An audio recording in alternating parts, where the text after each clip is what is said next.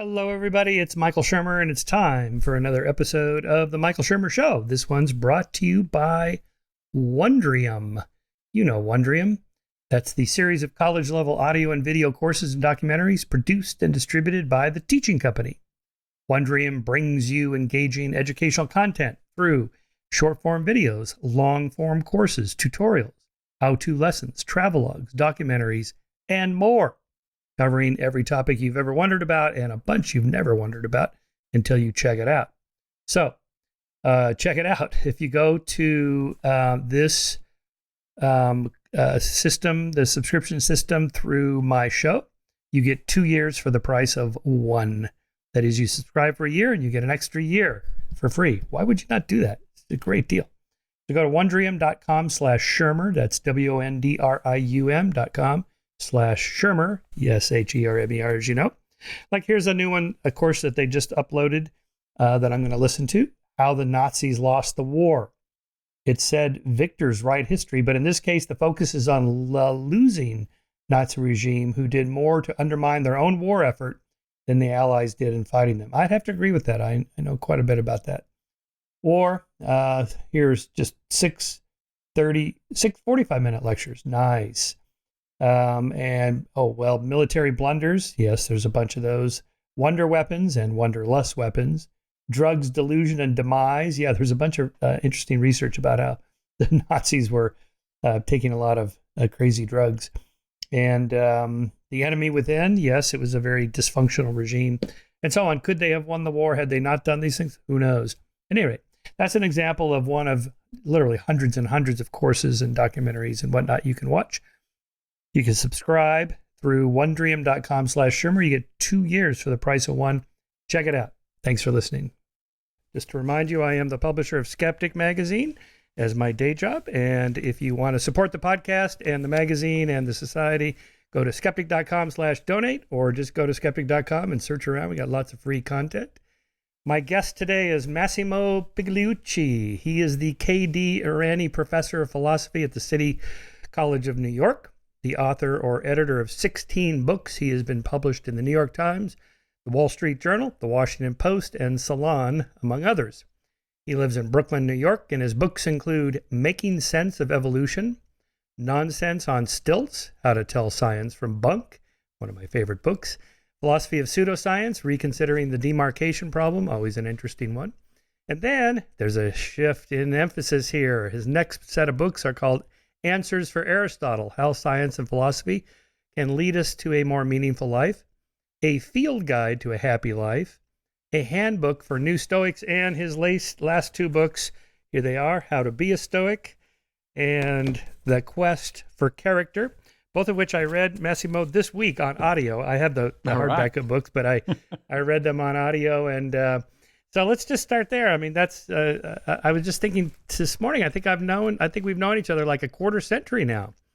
That must have been around. Yeah, time passes, doesn't it? Maybe mid '90s, was it, that you brought me to Dayton, Tennessee, or to Tennessee, where you were teaching? That's right. Yep. And we went to Dayton to visit the sites of the Scopes Monkey trial, right, where William Jennings Bryan died right after the trial. And then we saw that car with the bumper sticker, "Thou shalt not park here," which was pretty funny. I still have a picture of that one. Yeah, I do too. Yeah, that was great. That was fun when we were both younger. Yeah, a little bit. So give us kind of a little bit of background. You were a professional evolutionary biologist, which is how I met you. And then you made this, midlife crisis. Instead of getting a race car and a mistress, you got another PhD. Yeah. Well, for one thing, I couldn't afford the race car anyway, and the mistress, it's always complicated.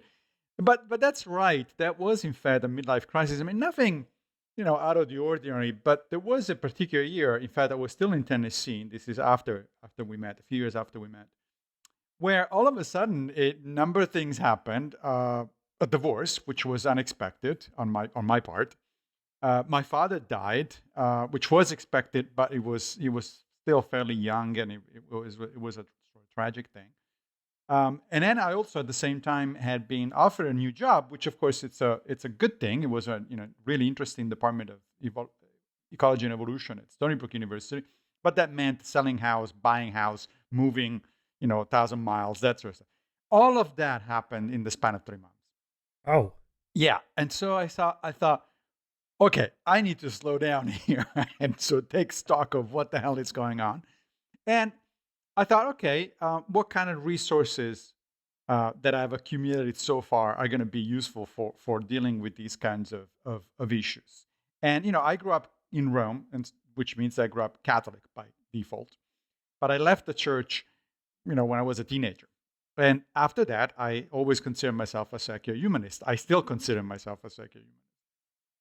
So I thought, oh, okay, well, let's see what secular humanism tools are here for dealing with these kind of things. And as far as I could tell, there are none. Secular humanism is a really nice general philosophy at a high level of abstraction. We're all in favor of reason and evidence and science and human rights and stuff like that. Yeah, fine. But when my wife divorces me or my father dies, what am I supposed to do with this thing? Right? And the answer was, well, I don't know. Now, in the meantime, I had already gotten my PhD in philosophy. That's why I was moving, in fact, to Stony Brook, hired as a kind of a hybrid between biology and philosophy. And so I thought, well, philosophy is going to be the answer. I mean, if there's going to be any answer whatsoever, it's going to come from the discipline that literally means love of wisdom. And so I started going back to philosophy, not just as a academician, as somebody who was interested in philosophy of science, in how science works and all that sort of stuff, which I certainly was and am interested still. But as somebody who says, well, what did all these people over the last 2.5 millennia say about life, happiness, how to deal with issues and stuff like that? And it was a really interesting process that started out actually in what for me would have been a fairly unusual place, but it's not for many people. I started with Buddhism. I started looking into Buddhism because several people and that I knew, some friends, said, look, if this is what you're looking for, then Buddhism is the obvious way to at least get started. And so I did study Buddhism for a little bit.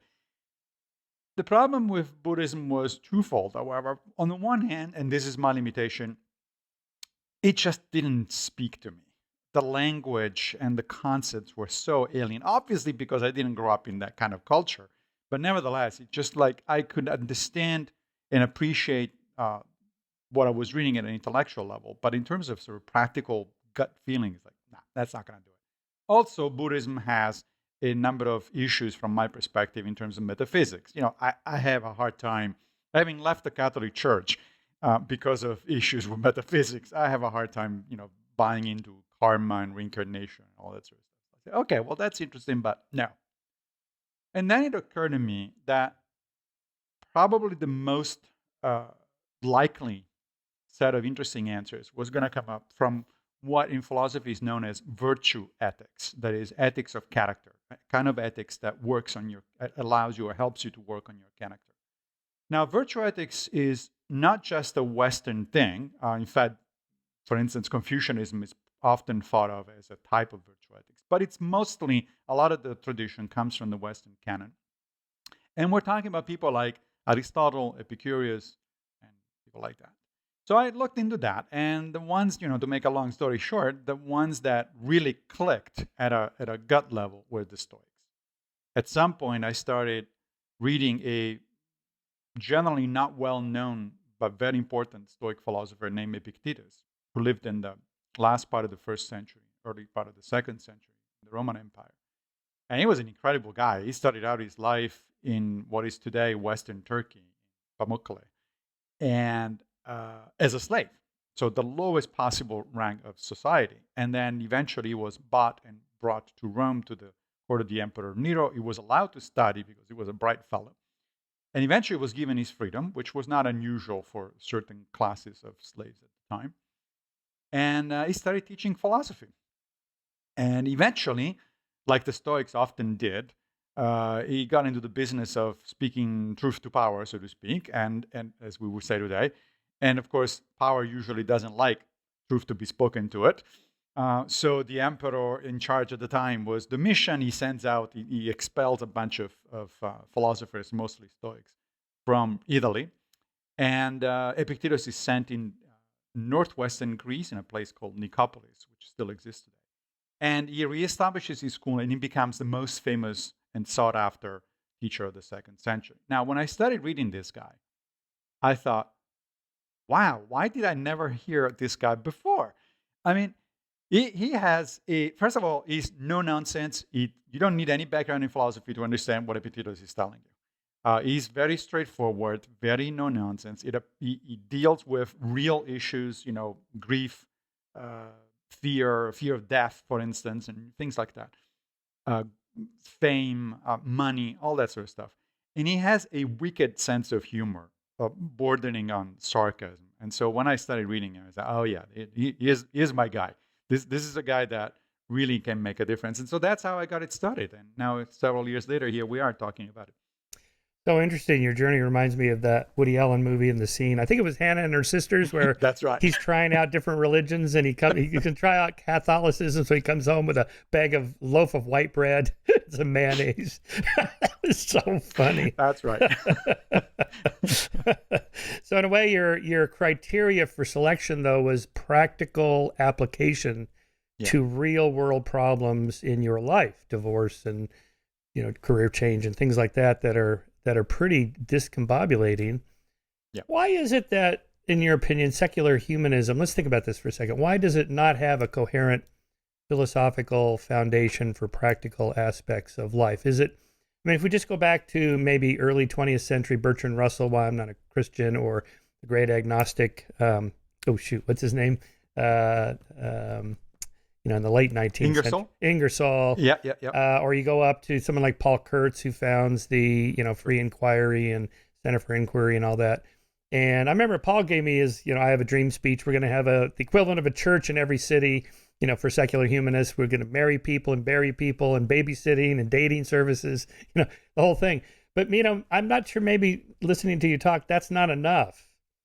Just to have a secular wedding ceremony or something like that. There has to be a deeper, coherent philosophy, and maybe people like Kurtz or Randy and Ray Hyman, me, you, and so on. Maybe we just haven't just kind of sat down like the Stoics did and said, all right, let's just kind of outline a large worldview here.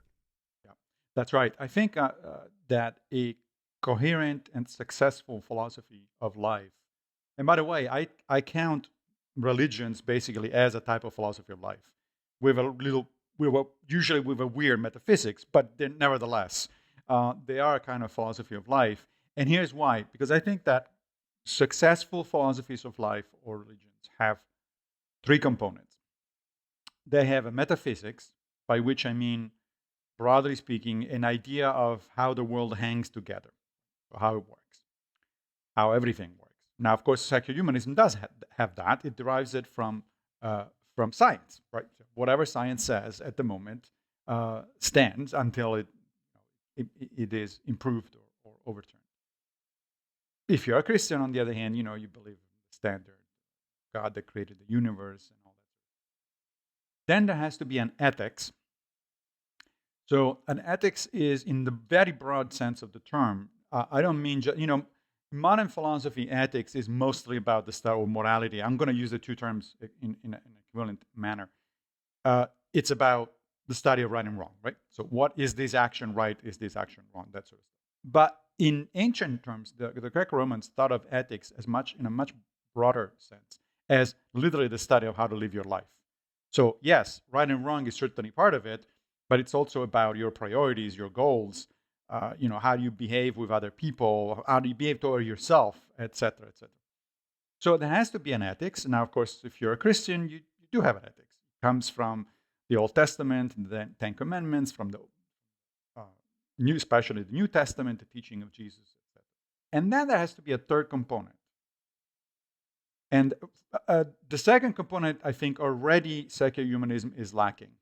There is really not a coherent view of ethics other than we're in favor of human rights. Sure. Yes. Good, but not good enough, right? And then there is the third component, which I think secular humanism, at least to my knowledge, completely lacks, and that is a set of practices. If you're a Christian, what do? You go to church every week or twice a week or whatever it is. But you don't just do that. You read scriptures, you meditate on scripture, you talk to others about it, you pray, you do a number, you fast sometimes, you do that sort of stuff. Similarly, if you are a Stoic, there is a number of kinds of types of meditations that you engage in. There's a number of exercises of self-deprivation, things like fasting and stuff like that. So, and why? Because the practices are supposed to make those two theoretical parts, the metaphysics and the ethics, bring them down to your day-to-day life. And in fact, you can be a good Christian if you don't really know much about the metaphysics. You leave that to the theologians. Fine, that's okay. Not my business. But so long as you know a little bit of the ethics, and especially you immerse yourself in a day-to-day practice, then you become a Christian. I think that part is unfortunately missing from secular humanism. I think that people like Paul, and certainly Bertrand Russell, never thought that it was needed.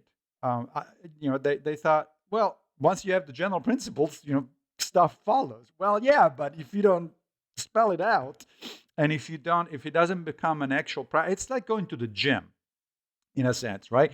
So you can go to watch a video on YouTube on how to use the weights and the machines and all that sort of stuff. But then if you don't actually do it every day Right. or several times a week, it's not going to do anything. It's like, oh yeah, I know in theory how to use the machines, but my muscles somehow are still the same. They're not improving. My aerobic capacity is not improving. So I think that's the problem. Yeah, I think I agree. I think that is the problem. If you look at like the new atheists books in, let's see, starting with Dawkins in 2006, The God Delusion, Sam Harris, and Dan Dennett, Richard, Christopher Hitchens, a few others. It was really mostly just debunking faith. So it's really at the metaphysical level, kind of leaving you with, well, okay, what's left? Well, naturalism, scientism, reductionism, materialism, whatever. But how do you build from there? And no one really wrote, a kind of definitive secular humanist philosophy. I've in the 90s, I visited a number of the secular humanist groups, spoke for them and so on. And so let's put it into ethics and practices, it was mostly pretty far left liberal politics, just kind of right down the line. And I thought, boy, if you got to tick, because they had like a list, how do you know if you're a secular humanist or not? Well, you got to believe in these things. It's like, Right. Well, what if I'm a centrist or I'm a libertarian or something and I don't tick, I tick half the boxes, but I'm not conservative either. Where, that's not a big tent approach, and there's not many of us anyway, so why restrict it to these things? And it seems like they never really got out of that box, and it's really gotten even worse now. Secular humanist has gone kind of full woke as far as I can tell, and that's really going to alienate a lot of people. I think you're absolutely right. One of the things that attracted me initially to Stoicism is precisely the fact that it is pretty ecumenical in terms of both metaphysics and politics. I mean, there are certain things that, it's a philosophy. So, of course, there are certain precepts, certain things that are or are not acceptable. But for instance, Stoics include pantheists, theists, and atheists. So it doesn't really matter where you think the general structure of the universe comes from, so long as you try to understand it and behave accordingly. Then you are, in other words, no pseudoscience, right? So then you're fine. Metaphysically, you're fine. Even from a point of view of politics, there are I know of a number of libertarians and even conservatives, so long as they're not completely fringe and way out there, of course. But that's the way out there fringe is on both sides. I mean, there's some leftists that are way up there on the fringe. So long as you say, okay, look, we may disagree with the politics, and we can have a reasoned disagreement. However, we all agree that there are, in the case of Stoicism, these four cardinal virtues, these four cardinal character traits that we want to cultivate to the best of our knowledge. These are practical wisdom, courage, justice, and temperance. Now, who wouldn't agree that a good, moderate, nice life is the result of wisdom, meaning understanding what is good and what is not good, how to navigate complex situations. Courage, which is the idea that you're going to do things that you think are right, even though it may cost you at a personal level.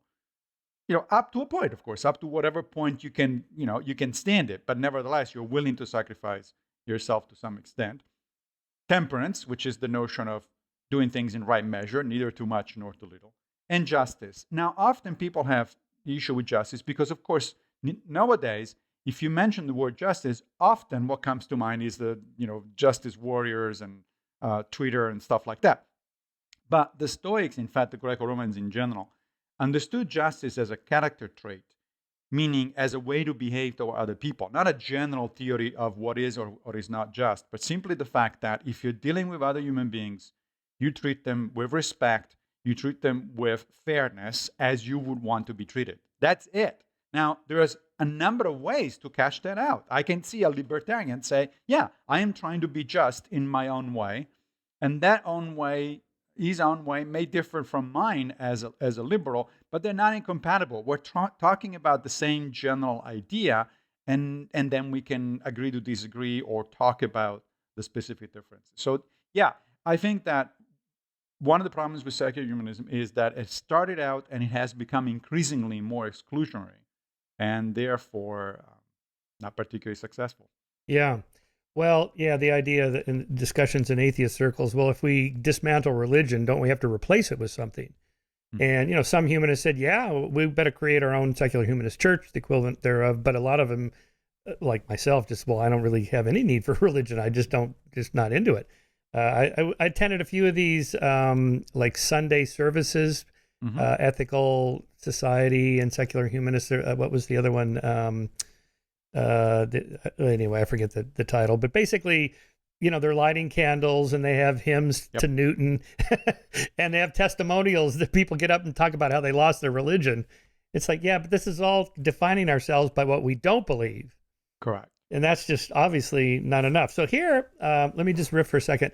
Steve Pinker was in town recently. We did a couple long bike rides and we got to talking about this same issue. And why is it that Jordan Peterson is so massively popular? Sam Harris, also big, not quite as big as Jordan.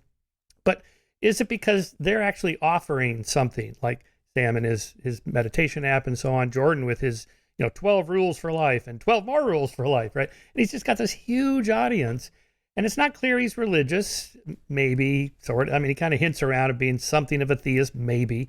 But, he kind of speaks of the resurrection in kind of a metaphorical, it's a mythical truth, right?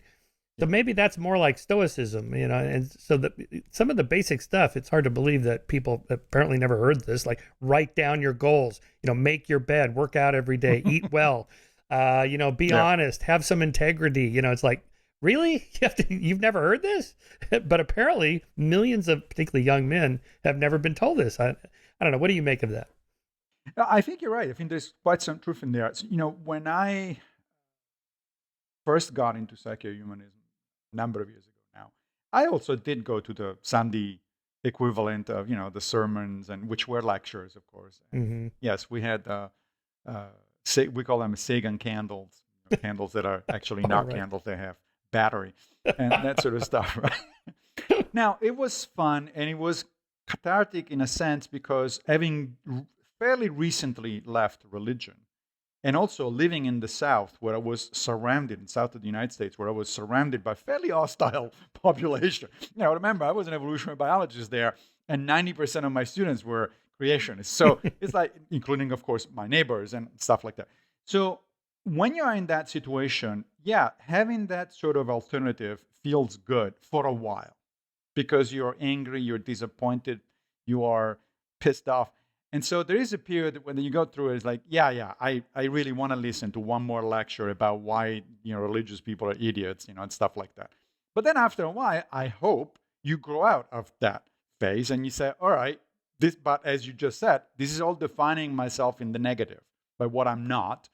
Or, which is possibly even worse, defining myself as a pale imitation of what I just rejected, right? So why do I have to go to Sunday morning lectures and why do I have to lit candles and sing songs and stuff like that? It's so clearly copying what the religious people are doing that it's like, it makes me uncomfortable to have to do that sort of stuff. A lot of us don't need that. I grew up, as I said, in Italy, in Rome. And even though I was nominally, like my family, nominally Catholic, we never went to church. Most Italians, at least in fact, I would wager most Europeans, at least urban Europeans, not in the, very small, remote villages. They're not very religious. That's because they don't need that. They have extended families. They have extended circles of friends. There is quite a bit of social life. And what does religion in the end provide mostly? A social life, social support, right? It's the company of people, or like-minded people. I had that when I was growing up, so I didn't feel the need for it. And again, one of the things that attracted me to Stoicism was this notion that the founder of Stoicism, a guy named Zeno of Citium, modern day Cyprus, not to be confused with the Zeno of the logical paradoxes, who lived a couple of hundred years earlier. Zeno of Citium said, there shall be no temples in the ideal Stoic society, because you don't need it. If you cultivate not only reason, but also human relationships, then why the hell do you need a place to go and worship things or get together with people? You do it on a regular basis. You invite people over for dinner, and that's it. You're having your conversations, and you're having your open a bottle of wine and lit the candles if you like, but not because you worship somebody. It's just because it's a pleasant thing to do. Right. So in other words, taking the elements of religion that work in a pragmatic aspect and breaking them down into their components, having a social circle, having friends, having people that care about you, like those prayer and healing, or those there's sort of religion and longevity and religion and happiness, religion and health studies that show religious people live longer and they're healthier or whatever. But there's no woo-woo in there. There's no miracle happening. Exactly. Like God goes, oh, I'm going to heal your tumor or whatever. It's that probably they have a bigger social circle that reminds them, don't forget to go to the doctor, and don't eat the extra cheesecake, exactly. And don't forget to work out every day, and don't forget to go to the doc and take your vitamins, and so on. It's just having that, so we can keep that without the woo-woo. Yeah, but I want to also go back to your observation, which I think is correct, about Peterson and Sam Harris. And as you know, I've had my disagreement with Harris. I certainly am not a fan of Peterson, but they are onto something there. When you mention things like the 12 rules or the meditation app, that is the kind of stuff that you also find in other successful philosophies like Stoicism. You don't have 12 rules, you have the 4 cardinal virtues. You don't have a meditation that is inspired by Buddhism, but you do have other kinds of meditations, such as journaling on a regular basis, and sort of critically analyzing your own actions and giving yourself a score, basically, on whether you did okay or not. Those things are things that can be a point of reference for people, right? So, I have 12 rules, or I have 4 virtues, or I have this technique or that technique. You can go back to it over and over, and they become a part of your life, and a part of your life that gives structure. And that's really what a lot of people need. We need a overall framework, a structure, practical things to do, and that's how we feel part of a broader community, part of a broader whole. And again, psychohumanism usually doesn't provide that sort of stuff. Yeah, we had an article by Steve Salerno on the self-help and actualization movement. He wrote a book called Sham, and he worked for Rodale Press, which is one of the major publishers of self-help books. And he said the number one predictor of who would buy a self-help book is who already bought self-help books. Sure. And then they just keep coming back to it. And of course, his point was, if it works, what do you need to keep buying more and more of them for? What was wrong with the first one, right? But I think the answer is probably what you just said. You have to come back to it over and over and over, because every day you get up, you start a new a day, and entropy is operating. There's 1,000 ways for things to go wrong. So you have to kind of remind yourself, don't forget to do this, and this every single day. And look, I see it on myself. So I organize, since I got into Stoicism, I started organizing 2-3 times a year some intensive workshops, like 2 or 3 days, for people to come into a place and both study the theory and talk to each other about the practice of Stoicism in particular, or Greco-Roman philosophy more general. Now, I'm the one who's actually organizing them, right? And yet I feel recharged after I do one of these. I feel like, oh, right, I'm doing this because there is a community. It does feel good. It is useful, et cetera, because otherwise, as you say, day-to-day life kind of grinds you down, and it's like, yeah, you know where the book that you used to care for is. You could pick it up off your bookshelf. But if there is a new thing, a new way of explaining the same thing, or a new angle on the same thing, we're human beings. We like variety. We like reminders. We need reminders on a more or less regular basis. So it does work that way. Yeah, back in 1980, I worked at this bicycle magazine, Bicycle Dealer Showcase, trade magazine. And so the trade show every year brought in some major speaker. One of them was Mark Victor Hansen, right? The chicken soup for the soul guy. He later became famous for the chicken soup. And he was hilarious. And he spoke for us for nothing. And I thought, wow, what's the deal here? Well, then afterwards, I saw the crowd was lined up out the door to buy his tapes and his books, and these were cassette tapes at the time, and I bought them. And I used to listen to him when I was riding my bike, and he was inspirational. He was funny, and here's the 6 things, whatever, it doesn't really matter. And that did make a difference to kind of come back to it periodically. Like, yeah, that's why I'm out here. I'm out here training because of boom, boom, boom. Yeah, so you kind of need that. Again, that's one of the things that religions have figured out early on, right? It's like, I've read the whole New Testament multiple times. You don't need to read it more than 2 or 3 times, but people read it for their entire lives. Why is that? Because for the same reason that I find now myself going back to Epictetus or Marcus Aurelius multiple times in different translations. Because, you read it, and then you annotate it, and you think about it, and then you let it there, and then 6 months later, you say, wait a minute, let me pick it up again and see what is it that, I missed this part, or I don't remember this other part, especially now that I'm getting older. I don't remember a lot of things. So I need to go back and reread it. And that, again, recharges you. It gives you one more round to go. Let me ask you about different kinds of truths, religious truths, mythical truths, scientific truths, and so on, with a little story. And apologies to my listeners for this repetition, but Richard Dawkins and I were at a conference together talking about science and religion. Ken Miller was there, who wrote the definitive debunking book of intelligent design. And Ken, and he wrote that great book on it, every chapter of which was just a genius debunking of intelligent design theory. And then the last chapter is basically, I'm a Catholic, and I accept the Jesus is my savior and the whole thing. And of course, Richard was just like, oh, how could he do this, right? So during the conference, we all gave our talks, and then Richard's kind of pushing Ken a little bit, like, okay, let's say we found a piece of the true cross, and on the piece of the true cross was a little bit of flesh of Jesus, and we extracted the DNA from this flesh. Now, he's born of, virgin, God's the Father, whatever. It can't be a normal set of DNA, right? So we could test this hypothesis. And Ken just stops him and goes, Richard, I'm not claiming any of this is true in some scientific sense. This is my faith. I'm a Catholic. This is what we believe. End of story. And it's like, oh, okay. It really kind of ended the conversation, because where do you go from there? That's right. It does. Now, where Ken and I read that book, and I had a similar reaction, I have to say, to the last chapter. Where Ken and I would disagree is in terms of, I guess, what is sometimes referred to in philosophy as the ethics of belief, right? So there was this very famous exchange at the end of the 19th century between Clifford, who was a mathematician, and William James. And Clifford wrote this famous essay called The Ethics of Belief, where he basically said it is always wrong and, in fact, immoral to believe something without evidence. And James said, what, are you crazy? And James came up with his famous will to believe, right? Which is essentially what Ken is talking about. Like, sorry, this is not about evidence. This is not about empirical tests. This is about the fact that I want to believe this thing, and that's the end of the story. As you say, it's a conversation stopper at that point. And look, fine. If that makes Ken feel good, who am I to say that you shouldn't do it?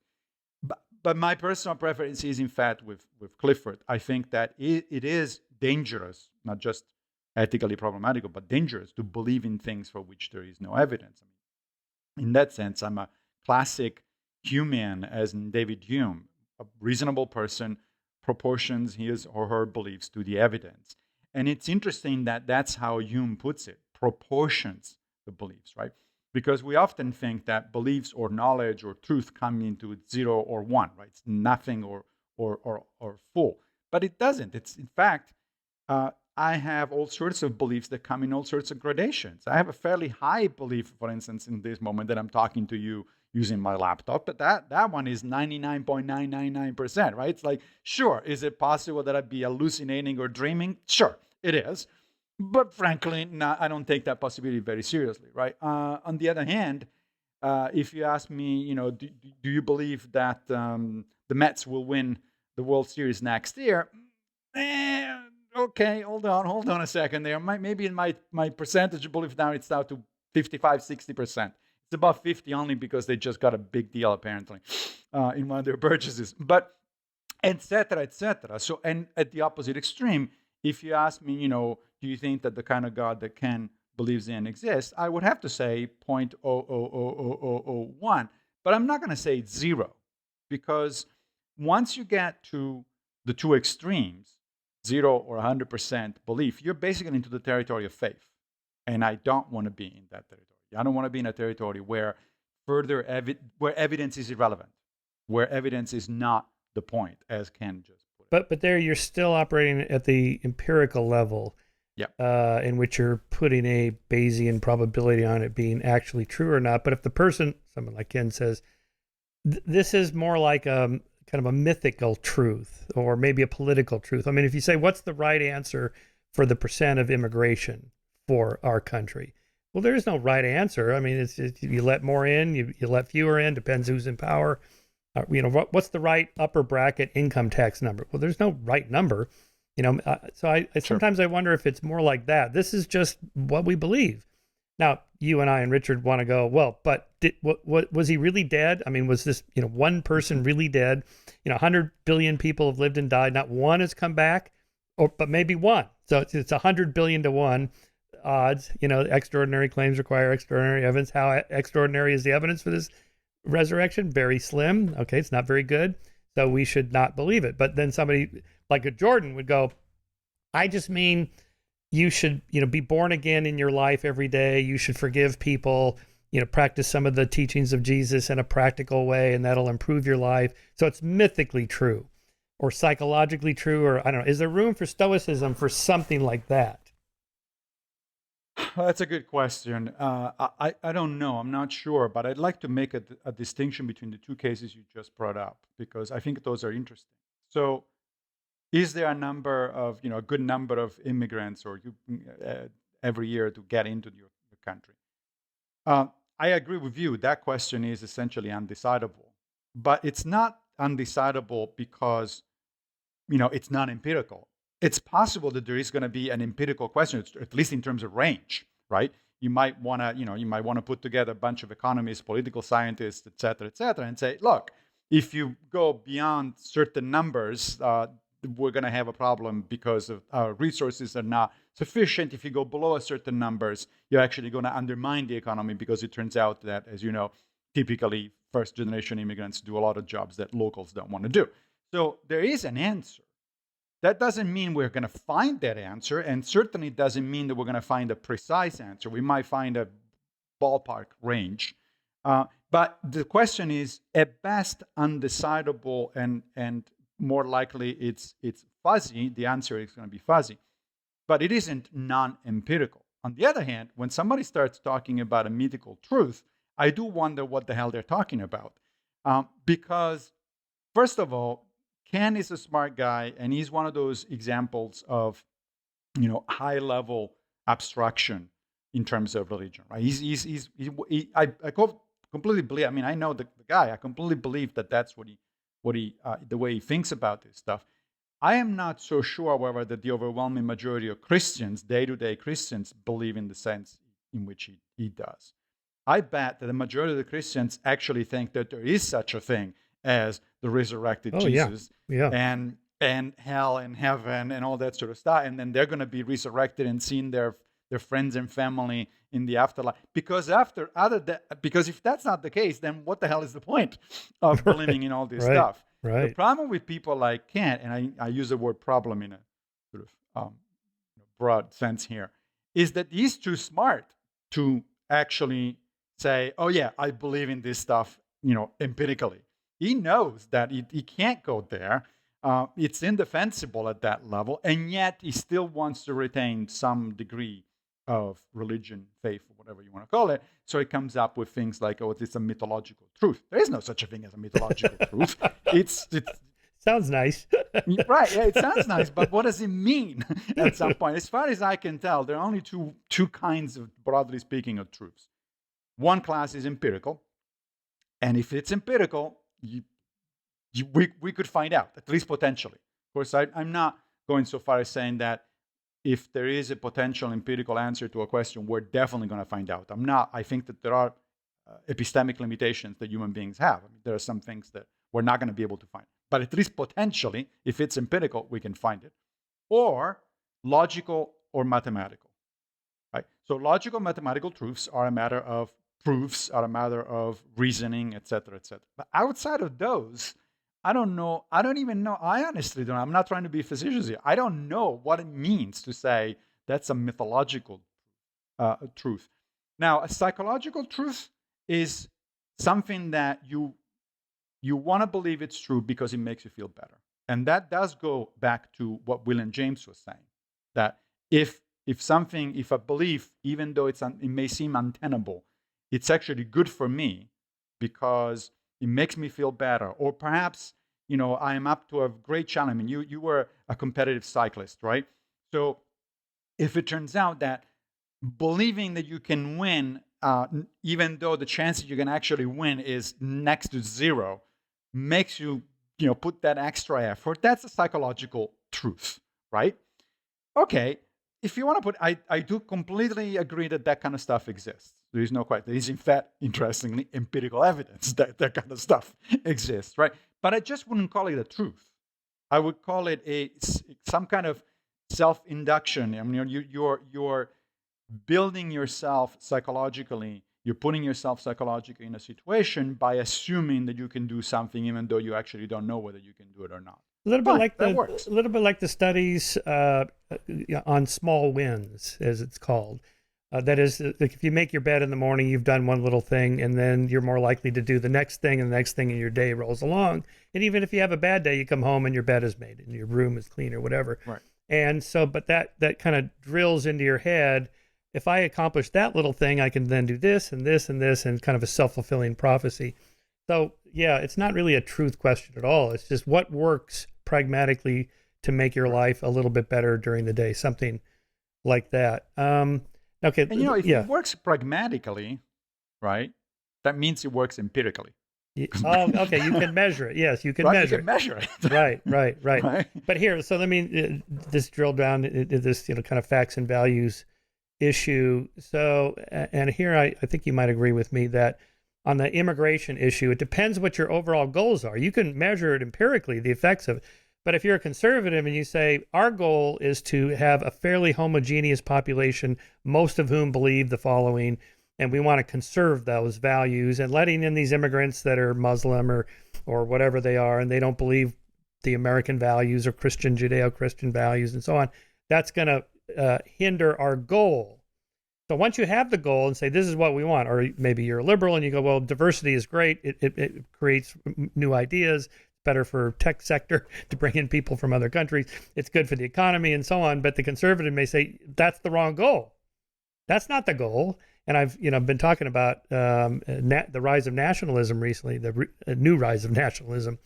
And, it happens regularly, right? It's kind of a cycle. This Yaram Hazani wrote this book, The Case for Nationalism. So I had him on the show. And I'm, like, what is your problem? I thought you believed in small government and, autonomy and freedom and liberty and let people do whatever they want.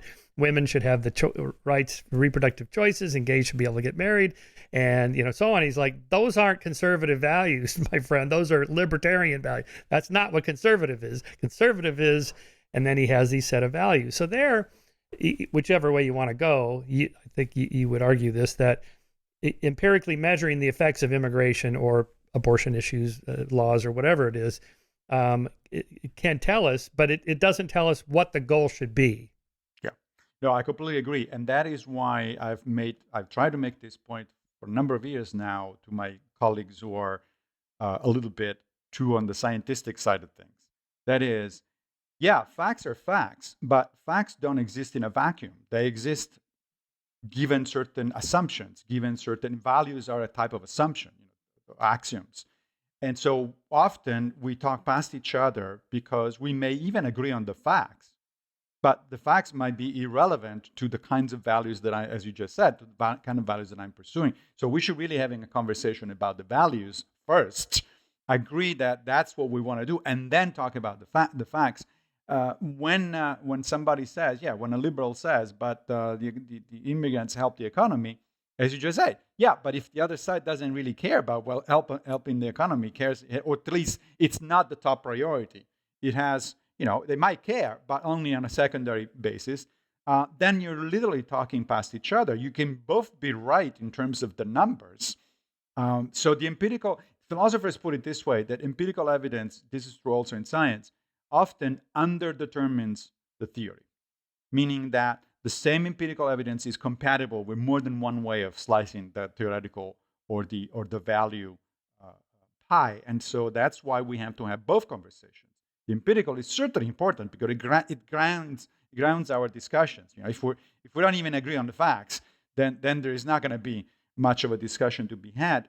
But agreeing on the facts is only the beginning of the conversation, it's not the end. We also have to have what I would argue is a more philosophical conversation about the values, the assumptions underlying both the epistemic assumptions, how do you know that these facts are relevant or not, and the ethical assumptions underlying our societal discussions. Otherwise, we're not getting anywhere.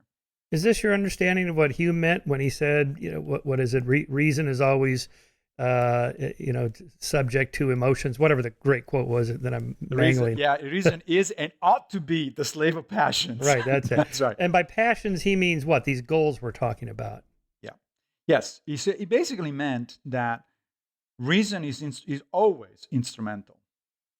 So, in other words, it's in order to serve certain kinds of objectives, values, etc. And typically, those objectives or values are the result of emotional reactions.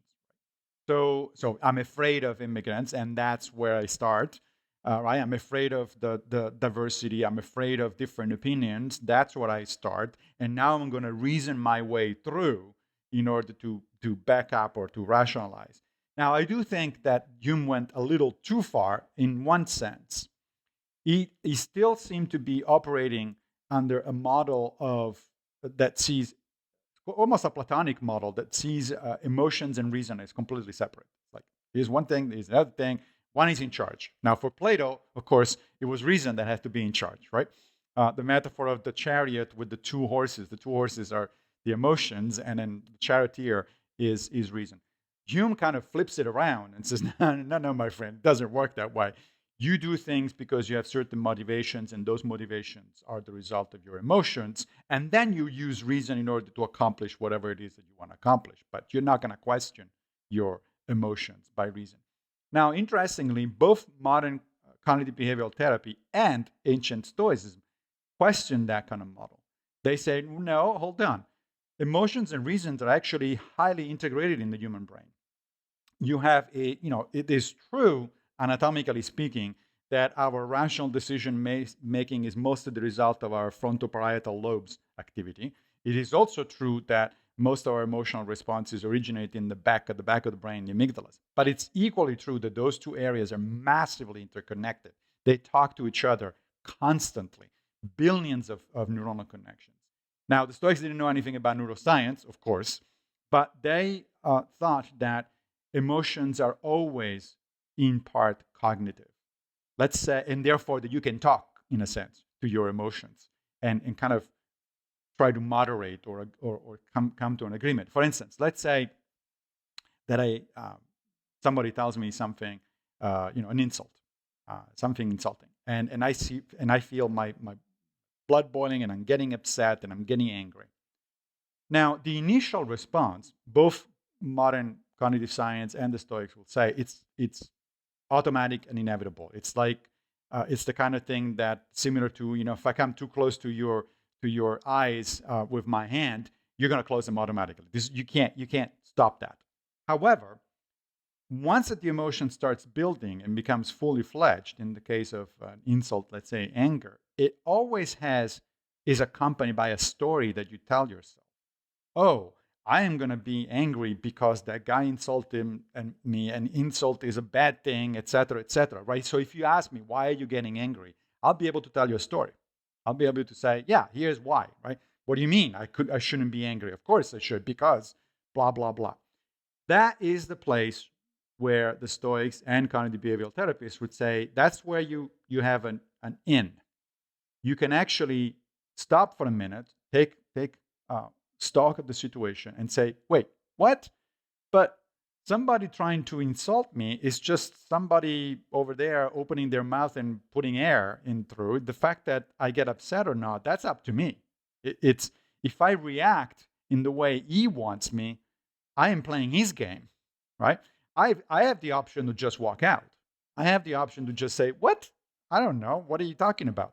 Right? So how we react to some extent is up to us, even emotionally. When people say, oh, I can't help it because I feel that way, cognitive behavioral therapy would say, yes, you can help it. It takes time.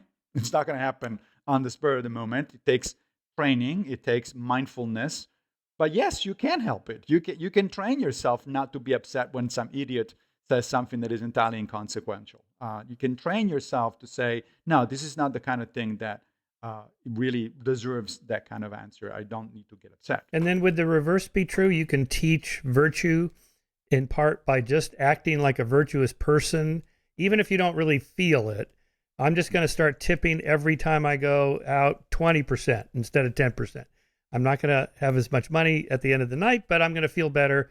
And then in a couple of months, maybe I actually feel guilty if I don't tip 20% because my new virtue standards have been risen. And would that be an example of learning how to be a virtuous person? That's exactly right. Near the end of the last chapter of The Quest for Character, it goes into what works and what doesn't work in order to improve our own character or virtue. And one of the things that works is exactly what you just said, which was suggested all the way back to Aristotle. So even before the Stoics, that is, in a sense, fake it until you make it. Yeah.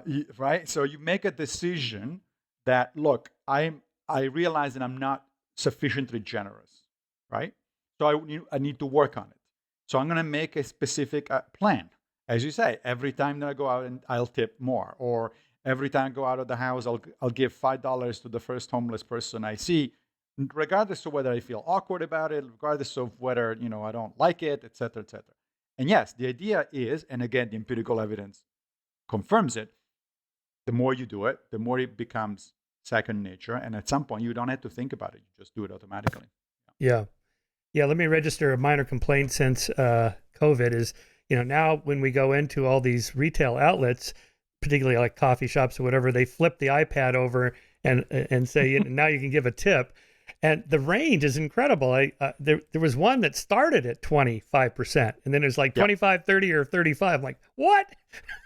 Right. What happened to like 15 or 20%? And then I went to another place I go to regularly down by Chapman University, where their tip was like 2.5%, 5%, 7.5%. I'm like, guys, you can get a lot more than just ask for more.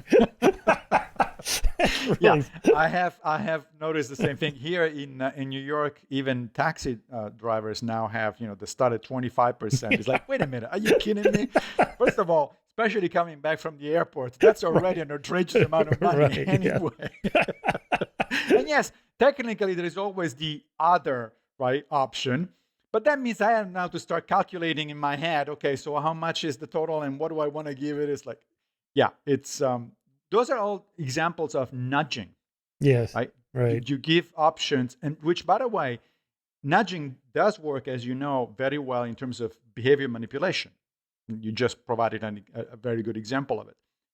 It is, however, one of those things that doesn't work in terms of improving your virtue. And the reason for that is because it bypasses your conscious approval of things, right? You're not trying to be better. You're just being tricked by a environmental manipulation, basically, a manipulation in your environment to behave in a certain way. But you're not doing it as a result of a conscious decision. Oh, like in California, on my driver's license, I had to opt out of, I would have had to opt out of giving my organs if I'm killed. Whereas in Oregon, I think it's the reverse. You are giving your organs unless you opt out. But I don't feel virtuous or non-virtuous. It's like, well, I don't know. It's just, they kind of made the decision for me. Exactly. And but society, let me just find out. Yeah. In that way, society's kind of making a decision ahead of time. Like, we think this is good. right? Like the examples I always use is I get to deduct the interest on my mortgage. Apparently, the government wants me to be a homeowner, and I get tax deductions for having a kid and for being married. So apparently, the government or society as a whole has decided this is the direction we want to go: home ownership, family, children. This is good for society, and then you nudge it down from there. To healthy, the size of the drinks that you sell, of sodas, all that kind of stuff like you had in New York City. Yeah, absolutely. Those are all examples of structural values that are, in a sense, imposed on us by either the government or a corporation, because a corporation that makes it the default for you to opt into a retirement plan or a health plan is doing the same thing. It's like it's making it more difficult for you not to do what they want you to do. It's still possible, and the same goes usually with the government. I mean, you can still decide, no, I'm not going to get married, I'm not going to buy a house, but you're going to pay for it, right? It's going to take you. It's going to take some effort or some money out of you. So yeah, those are all examples of large structures, either government or usually large employers, imposing on you certain values. But most people don't think of it that way. They don't, oh, okay, this is the normal way in which things are done. Well, it may be normal, but it's not the only way things are done. You don't necessarily have to do it that way. They're not universal truths. Yeah. Just a final point on that kind of facts and values. We've made a lot of moral progress in the last several centuries, as people like Steve Pinker and myself and others have noted.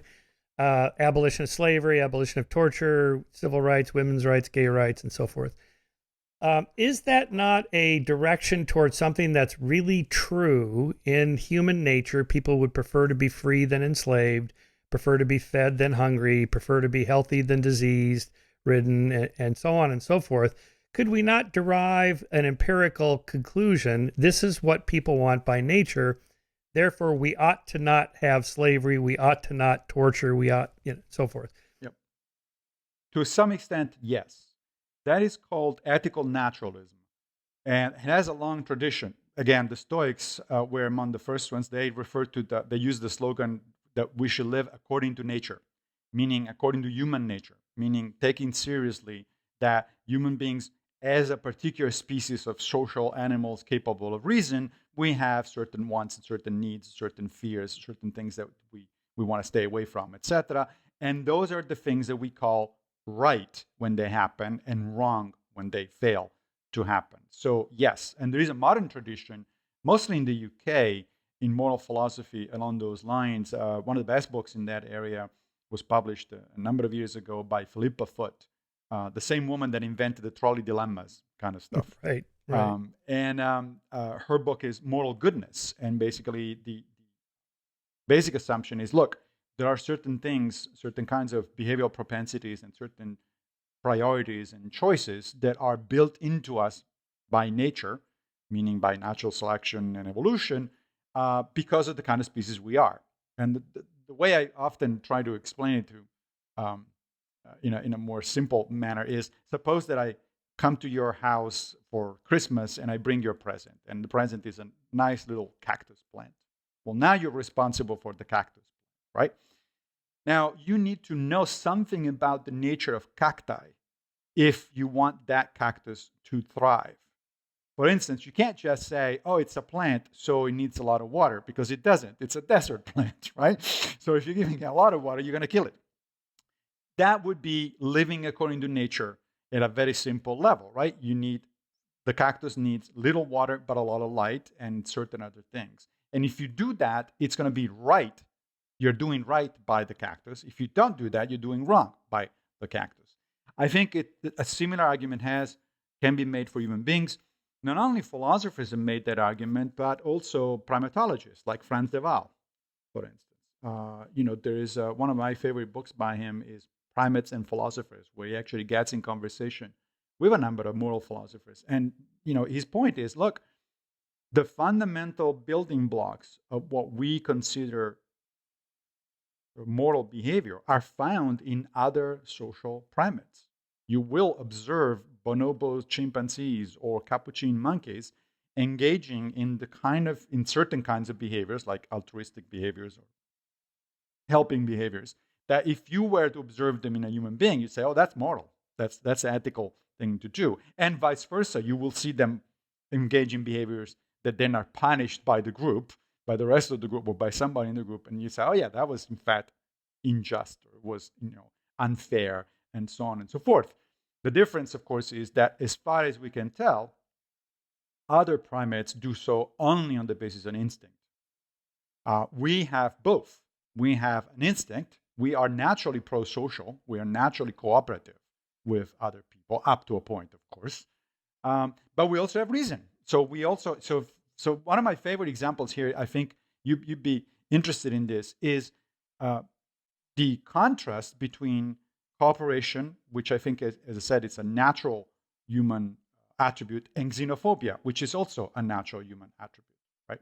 So we are naturally, meaning instinctively, cooperative with members of our group. But we're also naturally distrustful of anybody coming from the outside of our group. Now, an evolutionary psychologist will probably tell you a reasonable just so story, which is, well, that's because during most of our evolution, our survival depended on cooperating and coordinating with people in our group. And more likely than not, if somebody was coming from the outside, that was bad news. It was not a good thing. Great. So that's what we have instinctively. However, you and I live in the 21st century. We can reason about things. We can make decisions on the basis of looking at arguments, empirical evidence, etc. And so we can try to transcend our natural xenophobia and say, look, just because I don't know this guy and he lives on the other side of the world, that doesn't mean he shouldn't have the same rights that I do, because he's a human being, because I would feel in the same way as he feels at this point. And interestingly, one of the best of the Stoic writers, the Roman senator Seneca, said explicitly, nature provides us with the beginnings of wisdom, and then it's up to us to reason our way through. That must be, I think that's what Peter Singer means about the escalator of reason. Once you step on it, it starts taking you up there. And once I start appealing to you to treat me a certain way, I can't expect you to not want to be reciprocated in the same way. And then once we're on that level, you can't really go back. Exactly. That's right. Exactly. So the question is that what happened in the last 400 or 500 years since the Enlightenment, say, that we reasoned our way to it? Or to what extent do we need top down, by fiat, the government just says, you're not going to do this anymore? Like integrating schools in the South, Eisenhower famously had to send in, or was it Kennedy, send in the federal troops to Alabama. It was Alabama. Because Wallace was the governor, and he said, we're not integrating the schools, after the Supreme Court said you have to integrate the schools. And the president said, oh, yes, you are. He goes, no, we're not. States' rights. And he said, all right, we're sending in the federal troops. We're sending in men with guns to make you do this because we've decided this is a better thing to do. Right. So that's an instant, and so I've been thinking about this a lot. Would slavery have ended without a war? Would sati, the practice of sati in India, where widows had to be burned alive if their spouses died, would that have continued without the British colonialists saying, you're going to stop doing this? And if you do it, we're going to hang you. Right? So right. You build your funeral pyres and we're going to build our gallows. And because we've decided as a Western culture, this is a better way to live. I think that's a very complicated and very interesting subject matter. A couple of things.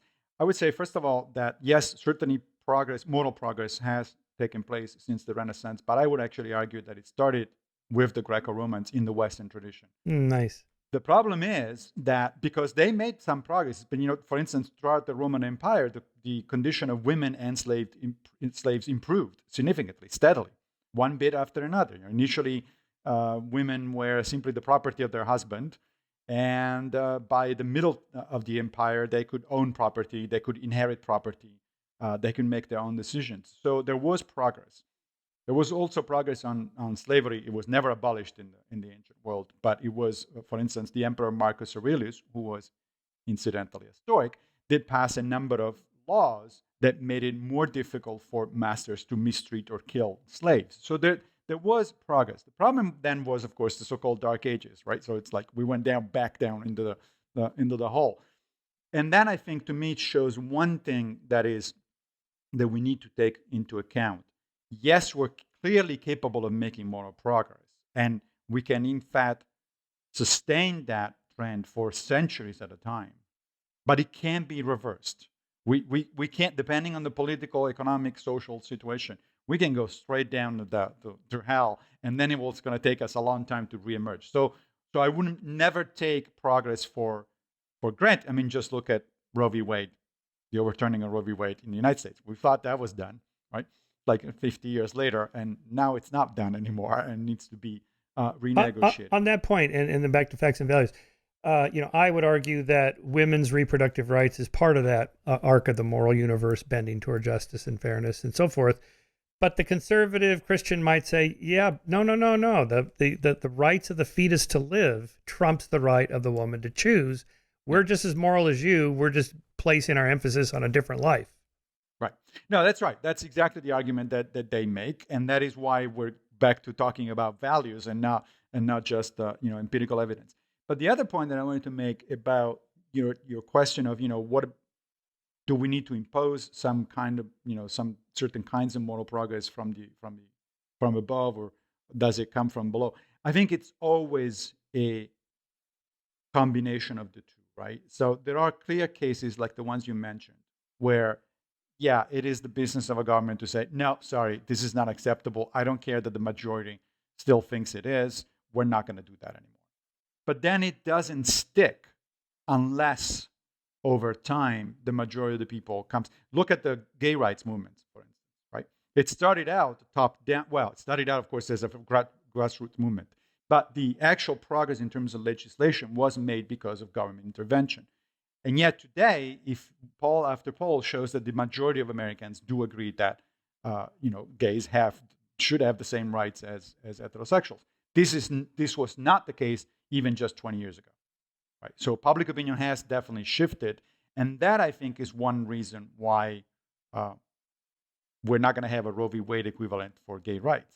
That's why the current administration was able to pass with bipartisan support a law defending, making a federal legislation in terms of gay rights. So there are. It has to be always both cases. Does it always have to be armed conflict? No. Slavery did end in the United States because of armed conflict, but not in England, for instance. Right? There are places where you can say, no, sorry, we agree as a society, we're not going to do that anymore, and that's the end of the story. So it's really complicated. That's what makes human history so fascinating, right? It's never a simple, straightforward answer to these kind of questions. Here, I think of it in terms of conflicting rights issues like abortion, and there's no perfect right answer where we all agree. So you can't have everything, right? Thomas Sowell, like there are no utopian solutions. There's just compromises. And like trans rights. Yes, I believe in trans rights. You shouldn't be fired just because you're trans or whatever. But when a male to female trans wants to compete against biological women in tennis or swimming or whatever, hey, you can't have everything. Or they want to use the women's bathroom and it's a guy. Whatever. These are conflicts. It's just we have to make a decision. We're not going to have utopia. Right. We're not going to have utopia, and there are situations that are genuinely conflicting. Right. I mean, the case you just mentioned of a transgender athlete, male to female athletes, because usually it's not the other way. The problem is never the other way. Right? Never. It's always men who go trans that cause the problem, apparently. But yeah, there is no unique answer there. It depends on what your values and your priorities are, and one can have reasonably different sets of values, and that's what it means to live in a pluralistic society. It's not helpful if we enter into a conversation and as soon as I disagree with you, you're going to call me transphobic or a Nazi or whatever it is. That's just not going anywhere. Let's talk about why is this important, why this particular issue, and is there any room for compromise given that we live in a pluralistic society, which means by definition that people will have different values and different priorities, right? I mean, as I said, I consider myself a progressive and on the left side of the spectrum, but sometimes my fellow progressives are, say that they like a pluralistic society until the moment in which the pluralistic values go the other way, and then it's like, oh, now I don't like it anymore. It's like, well, no, I'm sorry. You can't have it both ways. All right, Massimo, let's shift to talking about Stoicism and personal problems. how do you apply this philosophy to, let's say I have depression, or I lose my temper because somebody cut me off or hit my car, or that my boss fired me, or somebody, sexual assault, something like this, something that's fairly upsetting, where you're just flooded with negative emotions. How do you deal with that? Well, easier. I shouldn't say easier. The standard example when it comes to Stoicism treatment of emotions is anger, and because it's so widespread and it is, at least according to the Stoics, so destructive.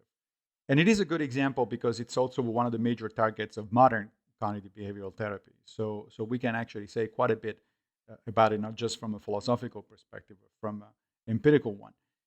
So the basic idea is that even though you may have reasons to be angry about something, if you act on the basis of that anger, however justified, more likely than not, you're going to make a bad decision. You're going to regret what you're going to do.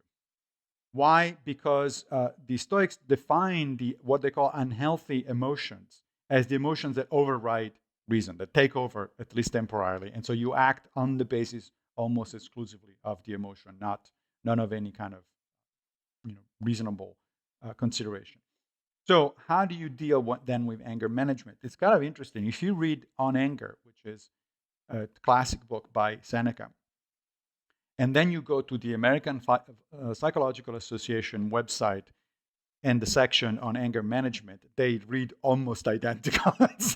it's really impressive. Of course, modern psychologists have a lot of empirical evidence at their disposition that Seneca didn't have, but the situation is very similar. I mean, Seneca says what today are very commonsensical things. He says, okay, you feel what he calls the first movement of anger, that kind of physiological reaction, right? That's the moment you want to act. Because if you let it go too far, then it's in control and you're going to regret whatever it is that you're going to do. Now, what do? The first thing he says is you disengage. Just go for a walk, count to 20, go to the bathroom, do whatever it is that allows you to regain a little bit of control and calm down, and then ask yourself the question, okay, what was that about? Why was I angry? And what would be a good way to react to the situation? And it is a matter of training. It's a matter of,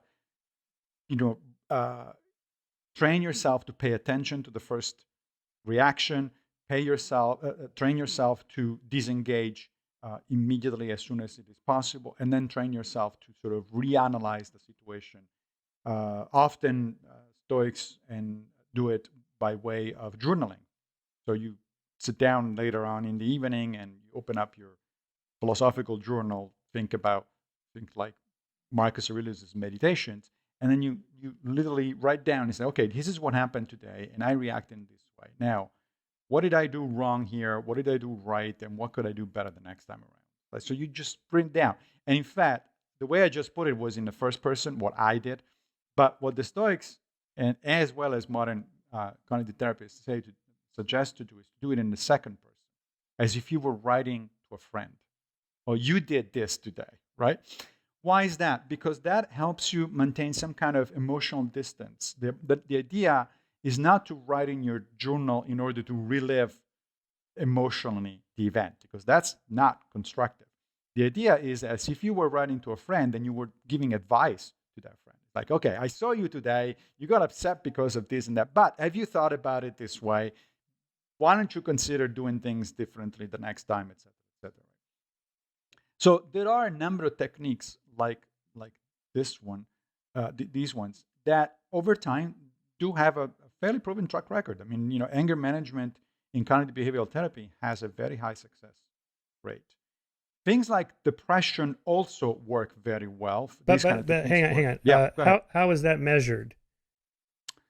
The number. Success. Well, for instance, the number. So the number of recurring cases. So how often were you getting upset about things before you started? How often does it happen now? That's the intensity of their responses.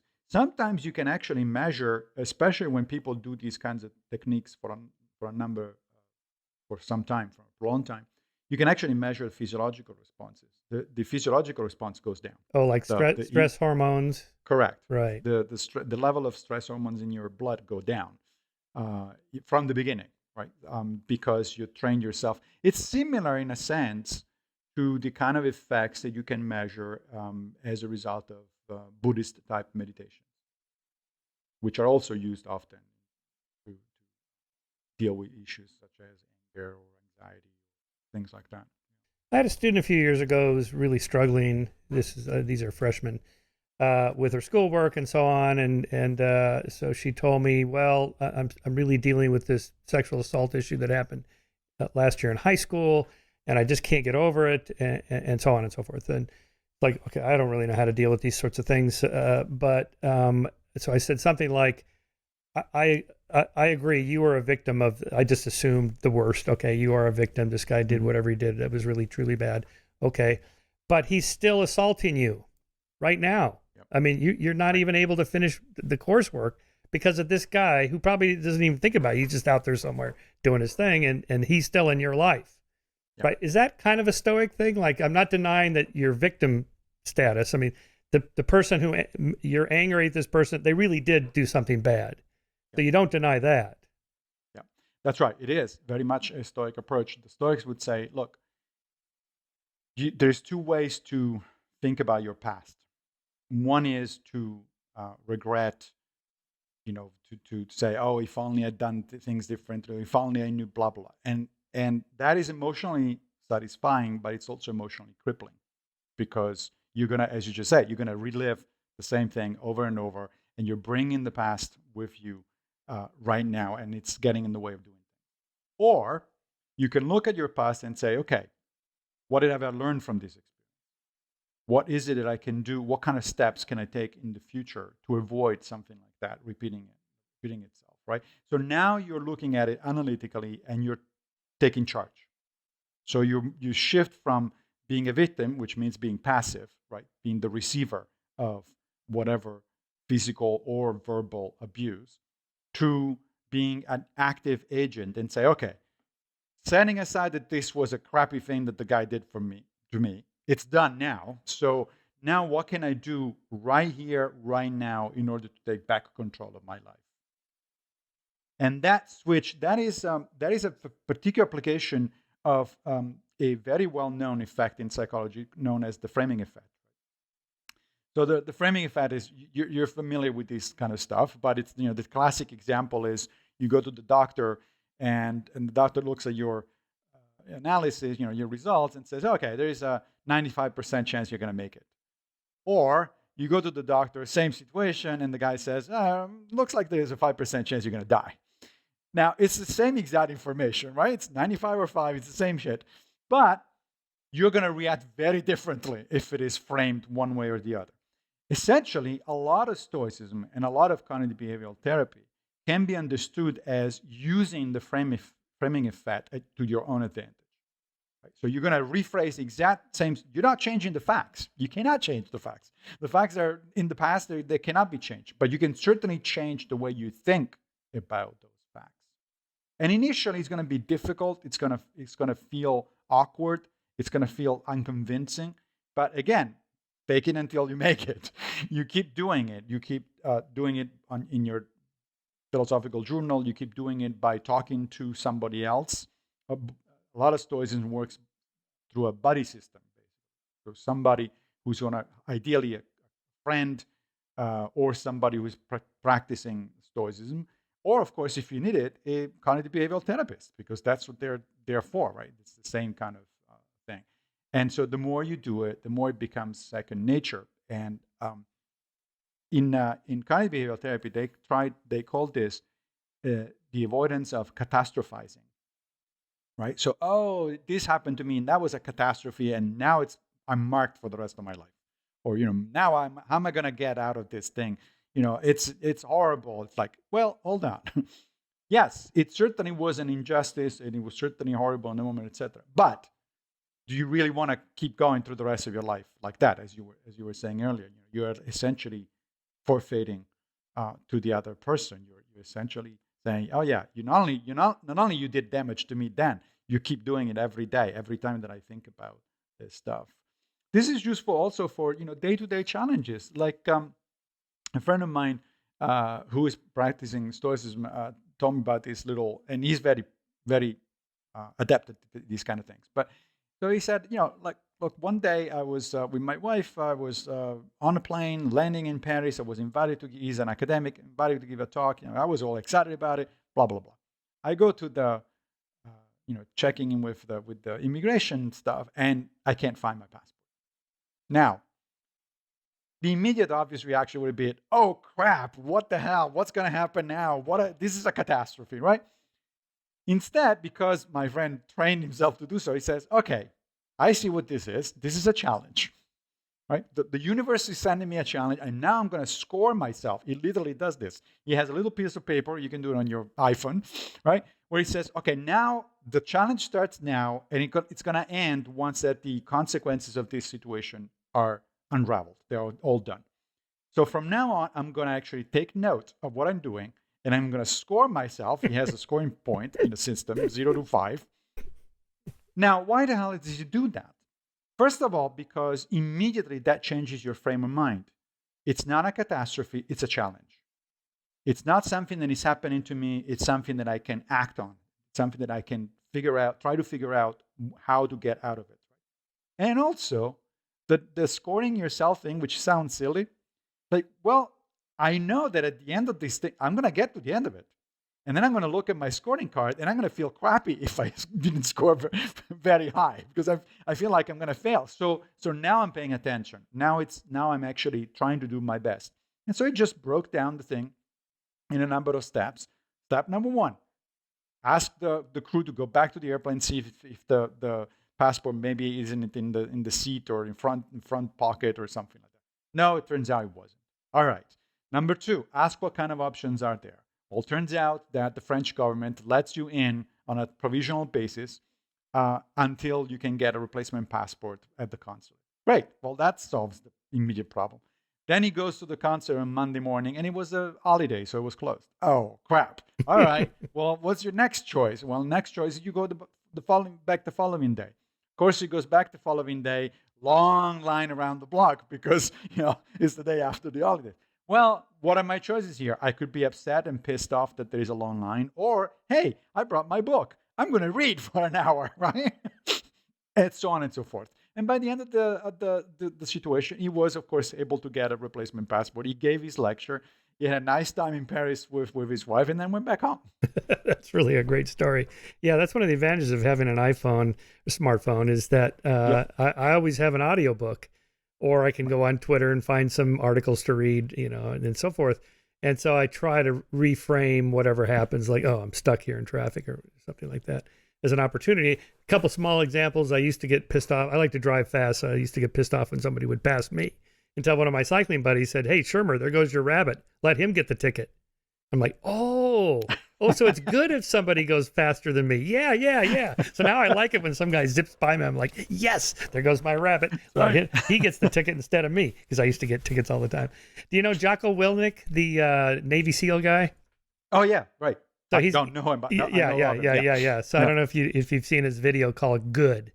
And it's only like 4 or 5 minutes long, where he basically is talking about, this is when he was in the Navy SEALs. He was head of the team. And, bad things would always happen. And he would say, good. And so one of his guys comes to him and say, oh, these things really frustrating and so on. And I know what you're going to say. What am I going to say? You're going to say good. He goes, yeah, that's right. Good. Didn't get the mission you were hoping for? Good.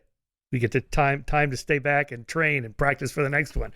Didn't get the high speed gear? Good. We get better with the gear we have, and so on and so forth. So anyway, I show this video to my class at the last day of school, and he's a little on the high bro side. It's pretty high testosterone. He's like 2 feet thick, massive, and, but then I go, okay, so this is what I want you to say when something bad happens, good. And then, it's like, didn't get into these are first year students at Chapman. Didn't get into the college you wanted? Good. You got into Chapman. Lucky you, right? Didn't get all the classes you wanted? Good. You got my class, the best class you'll ever have. Didn't get the boyfriend or girlfriend? Good. You're better than them anyway. You can find somebody better. By then they're laughing and so on. But that's kind of stoicism, right? It is. In fact, Marcus Aurelius puts it in a very similar way. He says that the obstacle becomes the way. So which It is becomes, actually say that interesting. again, the The opposite. way, the Oh, obstacle the way. becomes the Yeah, way, yeah, yeah. right? And which is actually a very Taoist way of looking at things. The whole, a large portion of Taoism is about exactly this. Oh, the flood is coming and overriding my land, right? So I can cut channels and actually use the water in order to irrigate my land, right? As you say, there is an obstacle. Okay, if it's not possible to overcome that obstacle, surely you can find ways around it, below it, another way. There are other things, there are other options. So what Marcus Aurelius says is the when there is an obstacle, that obstacle itself, if you look at it properly, will show you alternative ways of doing things. And so you're going to get done, and maybe you're going to learn something that you haven't learned, you would not have learned otherwise from the experience. So now this is different from just always, the mindless, well, think positive kind of thing. Yeah, This yeah. is not a question of thinking positive. I mean, sometimes obstacles are obstacles and shitty stuff does happen, right? But the point is, do you want to indulge on the shitty stuff and really bask into this negativity, or do you want to see what you can do about it? Do you know Eckhart Tolle, his book, The Power of Now, which is massively popular? So Leonard Mlodinow and I went to see him and Deepak Chopra at the Shrine Center, Shrine Auditorium in Los Angeles, 3,000 seats, totally sold out, like a couple $100 a ticket. I bet. And, Deepak, we're friends with him, so we got to be in the green room with them and come out, sit in the front row. And, it was packed of, pretty high, I don't know, fairly well-off Los Angelinos in Hollywood there. Lots of Lexuses and Teslas in the parking lot. Yeah. And it's like, what are these people? These aren't, ne'er-do-wells or what? These are successful people. What are they doing there? And really I think it was Stoicism, although I think Deepak would think of it as more sort of a Western Buddhism maybe. But it was along the lines of what you've been saying, the past has happened and you get this thought flooding where you waste all this time on things. I should have said this, I should have done that. You can't do it. So, the power of now, I think that's what he means by the power of now. Yeah, the Stoics were very much into what they called hic et nunc, here and now. That is the only moment and place where your agency is actually effective is here and now. And so if you spend too much time thinking about the past, indulging in sort of regret and all this, or worrying and being anxious about the future, you're wasting your time because you're not effective there. The best way to deal with the past is right now to say, okay, here's what I'm going to do. Here's how I'm going to react. And the best way to prepare for the future, again, is here and now to say, this is what I want to do and this is where I want to go. Another technique, that I think I would like to mention before we close the discussion is this looking at things from a different perspective. Sometimes the Stoics refer to as the view from above, meaning, go on top of a mountain or go in space and look at things, and then they'll put things into perspective.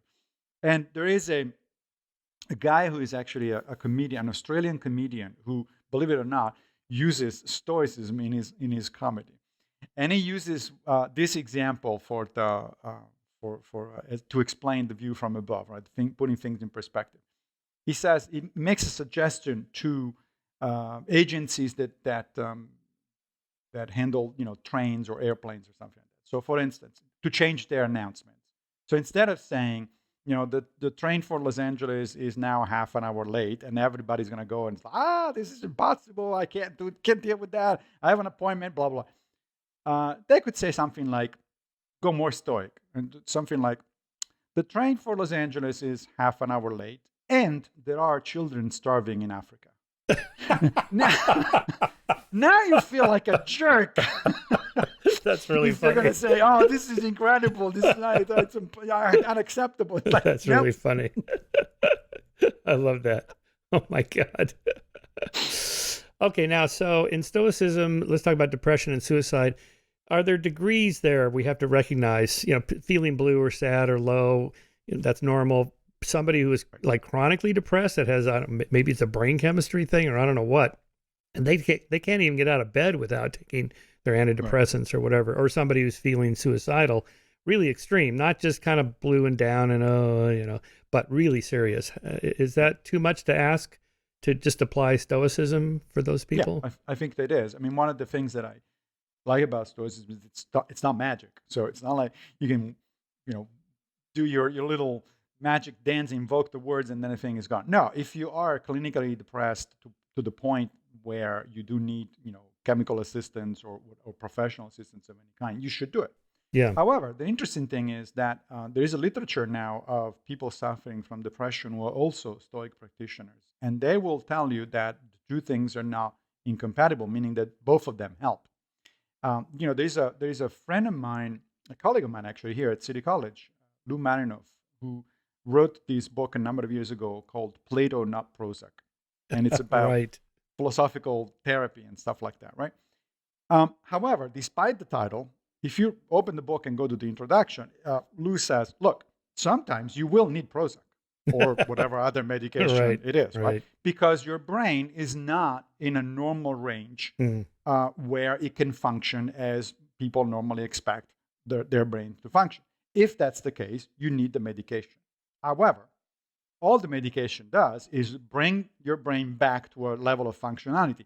Then you still have to deal with your problems, whatever they are, right? If it is career, relationships, fear, death, whatever it is, you still have to deal with it. And that's where the philosophy comes in. So they're not mutually exclusive. I mean, psychological or psychiatric even help is certainly not only not exclusive, but it's definitely complementary with philosophical I reflection. loved your story about James Stockdale. Let's talk about that for a second. Give us Sure. that background. Yeah, I love that.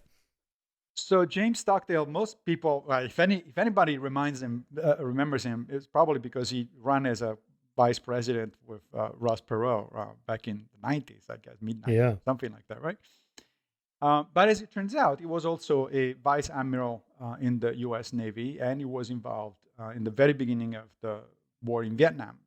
In fact, his plane at some point got shut down, and he spent, I think, 7 years in what they called, ironically, the Hanoi Hilton, which was this prison, prison where prisoners of war were tortured and interrogated, etc., etc.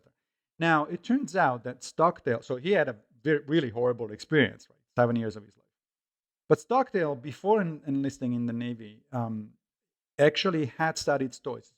In fact, he got a master in, I think it was political science, and one of the courses that he had to take, somewhere in California, one of the courses that he had to take was philosophy. And his professor said, you might like, especially given your personality and your direction when you're thinking of going, you might like this guy. And he gave him a copy of the Enchiridion, which is one of the two books attributed to Epictetus, the slave turned teacher that I mentioned earlier in our conversation. And the Enchiridion, it's a small little book. It's only 53 paragraphs, basically. But it's dense. It's really dense. It's packed with stuff.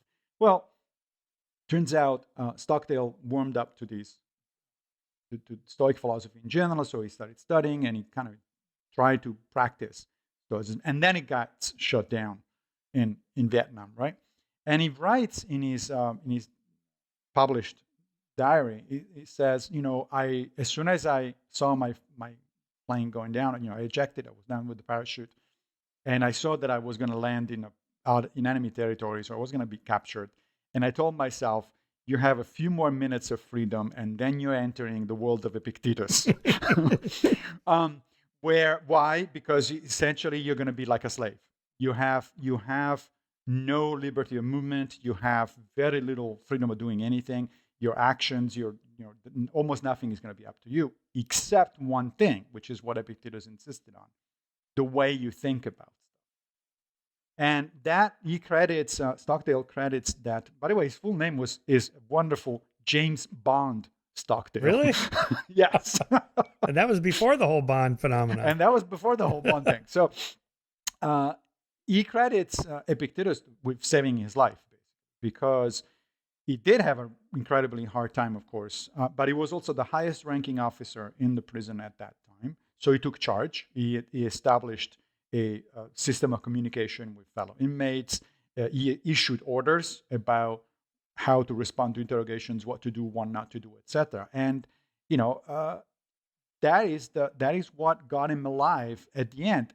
He said that he never indulged in the kind of thinking that he saw a lot of other prisoners indulging with. Like, for instance, oh, Christmas is coming, we're going to be freed by Christmas, and then Christmas comes and you're not. Oh, Easter is coming, we're not going to be out by then, and then it comes and you're still there. By constantly trying to be positive about, well, this is going to be over soon, and then your hopes are going to be dashed. That is the beginning of depression. That is the beginning where, and a lot of those people didn't make it out alive.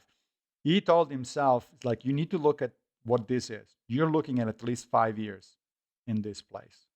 And your only priority has to be survival and helping others under your command to survive. And that's what he did. It's an incredible story.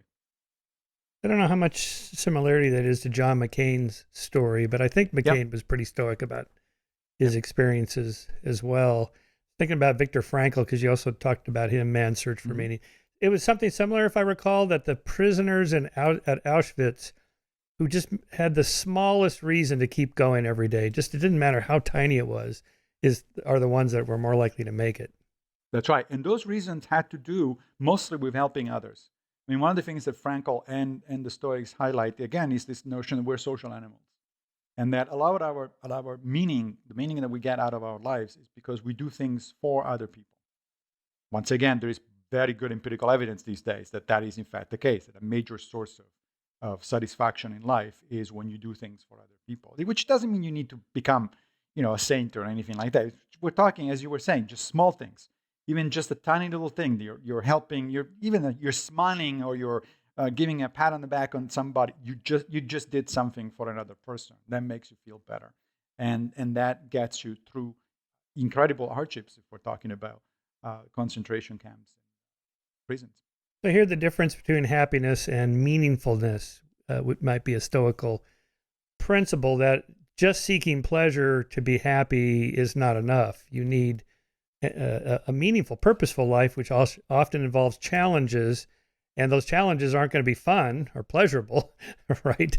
Or else they wouldn't be challenges. That's exactly right. I mean, pleasure. The Stoics, contrary to the common misunderstanding, the Stoics are certainly not against pleasure. In fact, Seneca says that pleasure is in agreement with nature, meaning that it comes natural for us to seek pleasure. And pain is against nature, meaning that it automatically we tend not to want to be experiencing pain. But it's the spice of life. It's not the point of life. A meaningful human life requires effort, projects, relations with other people. That is what, when you get to the end of your life, you're not going to remember the additional nice dinner out or the additional, nice little pleasure that you had. What you're going to remember is, what kind of relationship did I have with my daughter or with my partner or with my friends or etc. That's the kind of stuff that makes a difference. So it's not really a discounting of pleasure, is more a putting pleasure in the right proportion. And so, yes, there is a difference between happiness, especially happiness understood as a feeling in the moment, right? Oh, I feel happy that I'm going to go out for dinner tonight. Yeah, that's great. There's nothing wrong with that. But do I want my life to be just one series of dinners out, one after another? It's like, no, that's going to get boring pretty quickly. And that's not going to give me meaning. Meaning does come from projects and from relationships. All right, let's talk about political leadership. And so, speaking of John McCain, I'll quote a certain former ex-president who said, "I don't like people that got captured. I like people that escaped." Right. Okay. I mean, I can't think of somebody who would be the complete opposite of everything you've just described than Donald Trump. But to be fair, the rest of the selections are not so good either. Where's our Marcus Aurelius and where's our Thomas Jefferson? Where are the people of high quality? Maybe they don't go into politics now because it's such a dirty business. I think that's actually a very good potential answer to that question. I mean, it's always been difficult to find people with virtue in politics, but it seems like there is a particular dearth of them in these days, and when and I think one of the reasons may be precisely because we stopped paying attention to character and virtue. Those are old-fashioned words these days, right? If you talk about character or virtues, like, what are you talking about? First of all, a lot of people think of, they hear virtue and they think of the Christian virtues, like chastity and purity and stuff like that, which is not what we're talking about. We're talking about, as I said earlier, wisdom, courage, justice, temperance. Yeah, people like McCain certainly knew what we were talking about. People like Stockdale definitely knew what we were talking about. And I read quite a fair bit of history, including recent history. And I'm reading now, for instance, a book by a friend of mine, Ben Steele, on the Marshall Plan. Oh, right. A lot of the characters that show up in that book would qualify as virtuous, flawed for sure. But I cannot imagine too many people alive today and active in politics that would have actually done what those people were doing or acting in the way in which those people were acting at that time. So, yeah, I do think there is a problem. Now, in the quest for character, I think I put forth two solutions to that problem, so to speak. Unfortunately, neither one of which is short-term. Basically, there are two issues here. One, the majority of the overwhelming majority of the politicians we have now, especially, at least in this country, are clearly not virtuous, or they're very deficient in the virtue department. What do we do about that? Well, you cannot teach them. A chunk of the book, the middle section of the book, is about, can we teach virtue? And the answer is yes, but not to somebody who doesn't want it, and not to somebody who's already midlife or old. Those kind of people are just beyond learning. They don't want to learn, and it also will be very difficult. So the only thing you can do about current politicians is to get rid of them. Fortunately, we live in a more or less democratic society. That means that those politicians really are ultimately there because we voted them in. Yes, I am aware of corruption in politics. I'm aware of money and the effect that it has in politics. And so I'm not being naive here. But at the end of the day, as the midterm elections showed, people still have the last word. People can still say, no, I'm sorry, you're just too crazy for me. I'm not going to vote for you. Or you're just too corrupt for me. I'm not going to do it. So that's the number one. But the number two, and more important thing, long term, is we need to work on the next generation. The Greco-Romans thought that the window to teach virtue was from the onset of the age of reason, which is about 7 or 8 years old, when kids start engaging in abstract thinking, or more sophisticated abstract thinking, to your late teenagers, which is in Rome, where you were already a man or a woman for all effective purposes. Now, modern psychology, modern neuroscience would extend that window a little bit. It starts about 7 years old, and then it ends into somebody's early 20s. That's pretty much when your brain settles down and says, okay, done. That doesn't mean you cannot learn things later, but it becomes much more difficult. Your brain becomes much less plastic. That means we need to focus on the next generation. And we don't do that. We don't teach ethics, moral philosophy, practical philosophy of life to the next generation. There are very few exceptions. So much so, they're so exceptional that one of these exceptions actually showed up last year in a documentary. It's the title of the documentary is Young Plato. And it is set in an elementary school in Belfast, in Northern Ireland. Oh, wow. And it's about the principal of that elementary school. It's a Catholic school, who decides to teach practical philosophy to his students so that they can deal better with anything ranging from bullying to their parents telling them that they need to beat up the guys on the other side because they're evil and that sort of stuff. And it's incredibly moving. It's a really nice, well done documentary. And what does this guy use? He uses, although he's fairly ecumenical in terms of philosophy, he brings in Buddhism, he bring in a lot of even some modern philosophers. But most of what he does is Socrates and the Stoics. And the reason for that is because those are the practical ones. Those are the ones that actually have provide you not just with the theory, but with the tools. And the results on these kids are incredible. I mean, you can see the transformation of a kid taking consciousness of what he can do and how he needs to react to certain things right on screen. Now, I think we should be doing that kind of thing in every elementary school and middle school, everywhere. And we don't do it. Yeah, I would add that and a course on how to think like a scientist or rationality or critical thinking or whatever, just how to think about claims. Yeah. So here, I wonder, Massimo, if the system itself would not allow that kind of influence to happen. Here I'm thinking of Obama, who the impression I got was a man of integrity and honesty and transparency. He really had a liberal agenda that he wanted to, make happen. You have to win to get there in the first place. Okay, so he did that. And then, so here's my concession to conspiracy theories. They take you in a back room after you're elected and go, okay, here's what's actually going on in the world. Oh, you mean we can't close Gitmo? No, you can't close Gitmo. You can't pull the troops? No, you can't pull the troops. Well, I was going to implement this no first use of nuclear weapons, and I got the Nobel Prize for it. Nah, we can't do that. Our NATO allies will never put up with that. Oh, right. Yeah. And even Trump, who I pound on constantly on this podcast, but most of the stuff he did before he lost his mind over the election was pretty standard Republican stuff. Lower taxes, help my rich people, my rich buddies get richer, and goose the economy in the stock market, tighten up the border. This is pretty standard Republican stuff. I did a debate with Dinesh D'Souza in around, I think, 2018, 2019 at a Christian church in Wisconsin.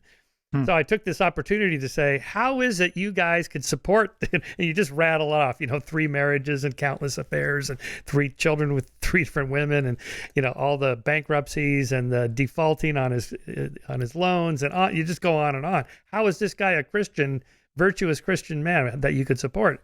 And their answer basically was, God works in mysterious ways. He sends us these weird characters to get what we want. And we know Trump is, a pretty questionable character, but we don't care. He's going to get us the judges we want to overturn Roe v. Wade. He's going to do this, this, and this. That's just kind of how the system works. So even if we have a new generation of virtuous people, maybe they get in there and they get corrupted because there's just no other way to do anything. That is an excellent question. And I think the one way to think about it that I suggest in the book is right in the middle of it, in chapter 6, I believe, which is the chapter about philosopher kings. Now, that's not my suggestion. I don't want philosophers to become kings. But here's the thing. So I'm going to build here a contrast between 2 of my characters in the book to get exactly at the question you just posed. One is a guy named Cato the Younger. So we're back in Republican Rome, near the end of the Republic. There's a crisis. The Republic is about, in fact, to turn into empire. This is the time of Julius Caesar. Cato the Younger is an absolutely incorruptible politician. He's a senator. He's so well known for his incorruptibility that in Rome at the time, when you did something wrong and somebody would point it out to you, the standard response was, well, not everybody can be a Cato. So it was that kind of and we know this is historical facts. I mean, the guy was sent as a governor in Cyprus. Not only he did not take advantage of the locals by overtaxing them, which was the normal procedure, but he actually managed to make a profit for the Republic, even though he acted, with integrity. Fine. However, he was also rigid. He was like, no, I'm sorry. This is the way to do things. This is the virtuous thing. He was a Stoic. And that's the way we're going to do it. It's either this or nothing, right? So this would be a sort of a Obama before he's elected kind of thing, right? If you allow me the comparison. Yeah. Now, one of his close friends and colleagues was another politician and philosopher, Cicero, Marcus Tullius Cicero, whose overriding objective throughout his career was to save the Republic. That's what he wanted to do, right? But he was, unlike Cato, he was a good politician. So he realized that you have to compromise, that sometimes, otherwise you don't get anything done. Now, let me read you these 2 lines. Yeah. These are from a letter that Cicero wrote to his friend, his lifelong friend, Atticus, complaining about Cato. And he says, quote, "As for our friend Cato, you do not love him more than I do. But after all, with the very best intentions and the most absolute honesty, he sometimes does harm to the Republic. He speaks and votes as though he were in the Republic of Plato, not in the scum of Romulus. That's funny. I think it's a great quote, Yeah. especially the contrast between the Republic of Plato, meaning utopia. Yeah. Right? So he thinks that he's in utopia. He thinks that he can always do whatever it's the right thing to do, and that's it. End of the story. Things will work out. As opposed to the scum of Romulus, Romulus, of course, being the founder of Rome, where, things are muddy, things are complicated. You have to compromise. My suggestion in the end, which in fact leads me to the next project. I'm just about to start my sabbatical year, and I want to work on a whole book on Cicero. Oh, wow. Which is going to be called The Happy Skeptic, because Cicero I like considered himself. Yeah, Cicero considered himself a skeptic, not a Stoic, although he was very sympathetic to Stoicism. Cicero is a really good example of the kind of person I'm talking about, because he was a lawyer, a politician, and a philosopher, and he brought these three things together.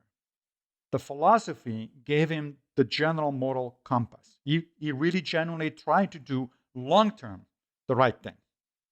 But the point is, long-term. He was also a politician, so he knew that he had to compromise, sometimes get in bed with, metaphorically speaking, with, not exactly savory characters, because he wanted to push his agenda in a particular direction. And he was a lawyer, which means he knew about persuasion and rhetoric. He knew that sometimes you don't convince people by just laying out facts and arguments. You have to convince people by going for their guts, for their feelings, for their emotional response. You have to show to people why they need to care about something, as opposed to just the abstract. Obama, especially early on, is often been accused of being too cerebral, right? So he was talking at a level that, sure, those people who appreciated it said, "Oh, what a great thing." But the majority of people are not at that level, not in the sense that they're stupid or something. It just doesn't resonate. You need to tell me, why the hell should I care about this? Why should I sacrifice resources, time, energy, and part of my life for it? So I think the answer there is, we want politicians who are not purists, because that's not going to work, but at the same time, who are not Donald Trump, who are not completely on the other side of it. So somebody who does have a moral compass, but also realizes that their business is politics, which Aristotle thought was the second highest possible occupation for a human being. The highest one is just contemplation, just thinking about stuff, right? But the second highest, why is the second highest? Because politics, let's not forget, comes from the Greek polis, which just means society. So it means you're doing politics not just when you are a politician as a profession. You're doing politics every time you are trying to contribute in a positive fashion to societal issues and societal dialogue. So that's the kind of people we want. Right. So just had a fleeting thought on consequentialism, like utilitarianism, versus deontological rule-based. So somebody like a Trump in that church that I just told you about, that's pure consequentialism. We just want what we want to get, and this is how politics is played. But someone like Liz Cheney, who stood up, and even though I disagree with most of her politics, she's my hero. Yep. Because she said, no, wait a minute. There's something underneath this that's more important than all this stuff we want, and that is the truth. I agree. Wow. I mean, but Yep. she paid the price for that. But maybe in the long run, that will win out, right? Because, well, Trump is out of office, Biden is in, the system is still working more or less the way it was designed to. So maybe that will, in the end, win out. Yeah, there are other examples. I mean, when I came to the United States in 1990, and I came to Connecticut because I was doing my PhD in evolutionary biology at the University of Connecticut. And at the time, the governor of Connecticut was an independent. His name was Lowell, I think, or something like that. At that time, Connecticut did not have a state income tax, because the Republicans would never allow it to pass. And Laura, who was not a Democrat, was an independent, realized that it has to change. We can't pay our bills if we don't have income tax. We had to cut down services too much. So he made it a single issue to pass the income tax. And of course, everybody told him, that means you're going to be a one-term governor. You're going to be gone. And I still remember he said, so what? My job is not to be reelected over and over. My job is to do something good for for Connecticut. And if that's the price that I have to pay, sure, why not? Which is exactly what happened. He did pass the law. He was able to pass, to cajole the legislature into pass it. And then he lost the election. Now, the Republican who ran against him ran, of course, on a platform of repeal the income tax, right? Predictably. Then he got elected, and it immediately shifted to fixing the income tax, right? And sure enough, Connecticut still has income tax to this day. Oh, that's decades funny. later. So there are examples of politicians like Cheney who realize at some point that, no, I'm sorry, doing the right thing is too important, and I'm going to do it even at a personal cost. I know this is going to be my last stand. I know it's going to be the last thing I'm going to do in my political career, but this needs to be done. And that takes courage. That's what one of the 4 cardinal virtues is: courage. It takes the courage to do the right thing no matter what. Now, you'd mentioned, interestingly, utilitarianism and deontology, which are, as you know, the 2 dominant moral philosophies of modern times.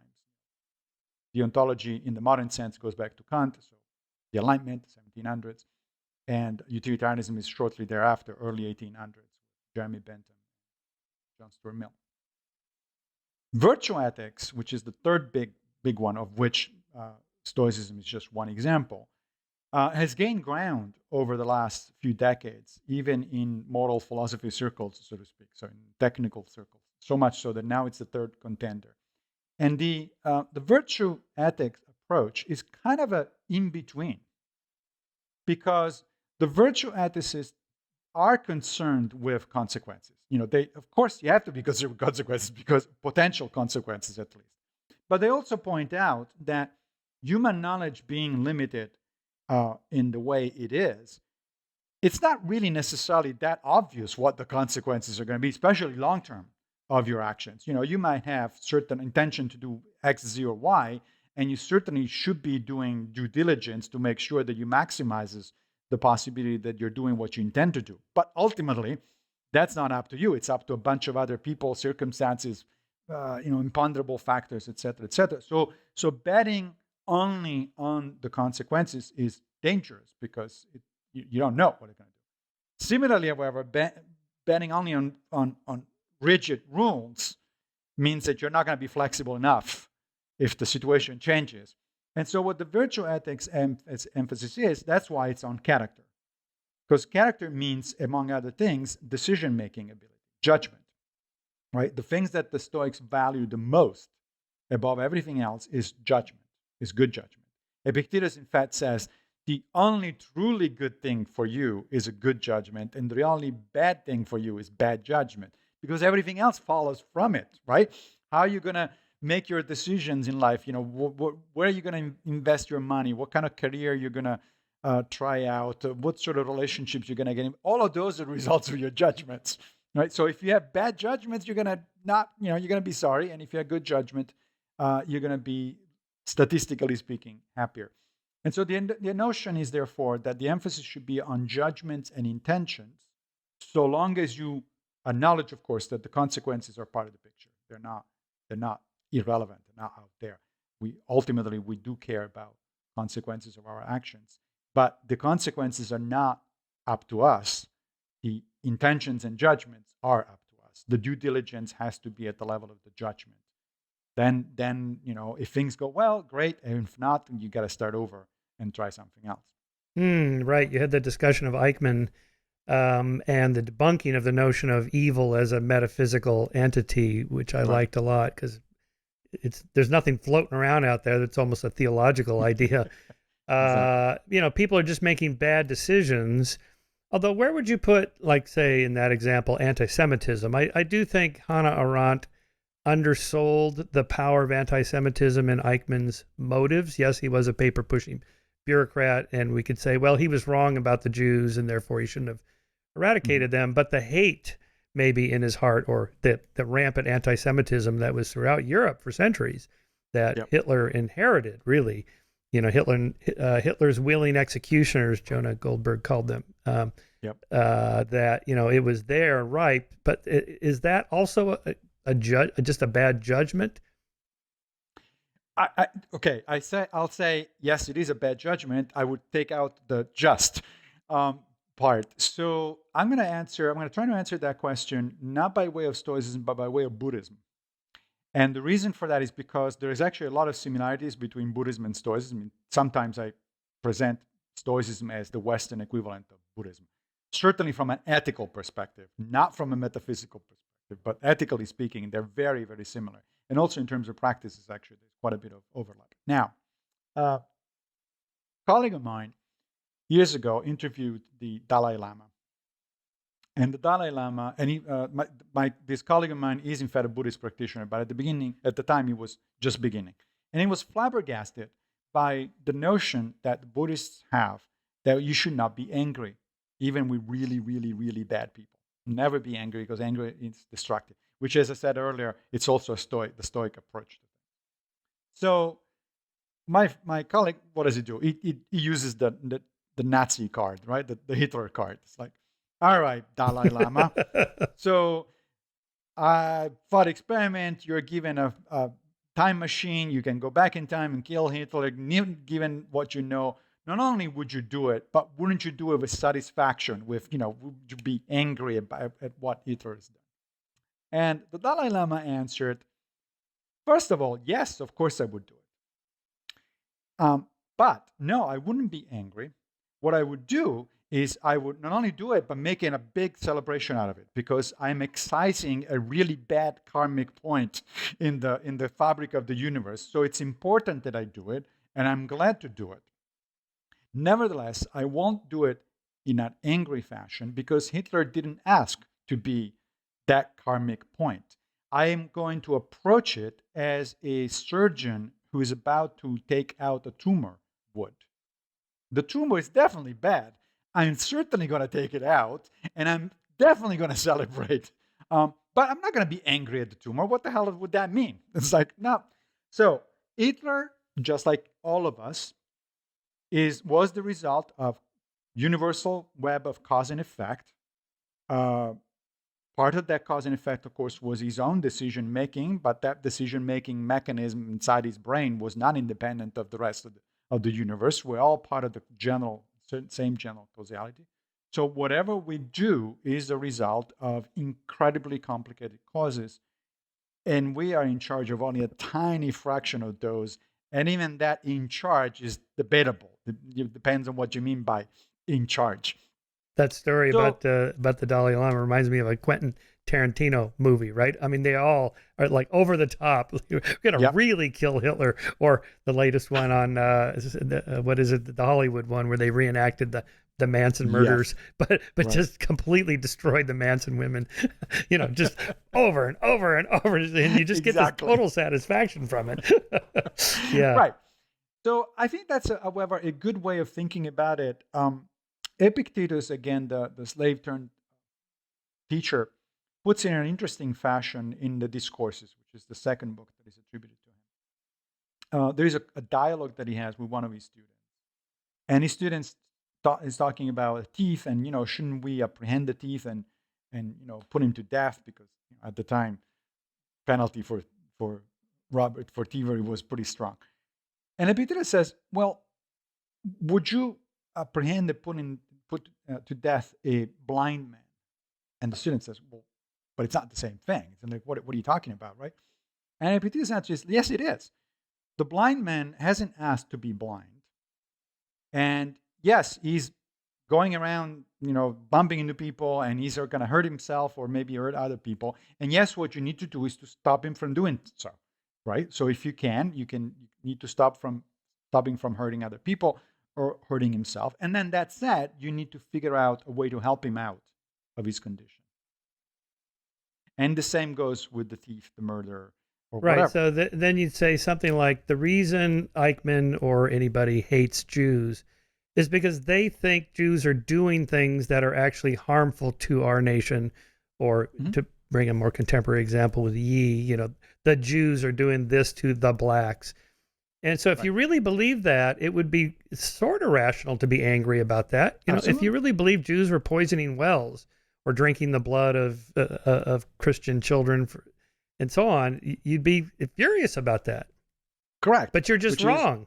But you're just wrong. Exactly. Yeah. Which is why the Stoics emphasized science and logic, right? So you need to train yourself in what they call natural philosophy. We call it science, right? And logical thinking. By logic, they didn't mean just the formal stuff that you learn in philosophy courses these days. They just meant good reasoning, including what we today call cognitive biases and stuff like that. They were essentially students of psychology before that was a field. That's right.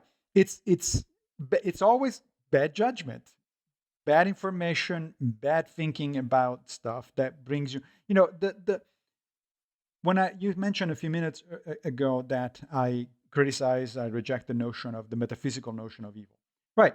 So we tend to think of evil people as a kind of a Disney cartoon characters, right? They wake up in the morning and they go in front of the mirror and say, whoa, what can I do evil today, right? Right. But except perhaps for some psychopath who, by the way, means a brain that doesn't work correctly and therefore he's literally sick. Most bad people don't do that. I mean, I'm sure that not only Heikman, but Hitler himself got up in the morning and wasn't doing that sort of stuff. He was thinking about, what can I do for the German people, or for counter what he saw as, or he understood as, real threats. Yeah, it was terribly wrong, and the results of that being wrong were horrible. That means we need to stop him. But on top of that, to say, and I also want to be angry about it, it's like, okay, and what does that do? What does that add to the whole thing? Right. Perfect place to end, Massimo. We've gone a little over 2 hours. That was great. Really just so interesting. I really enjoyed it. Thanks. All right.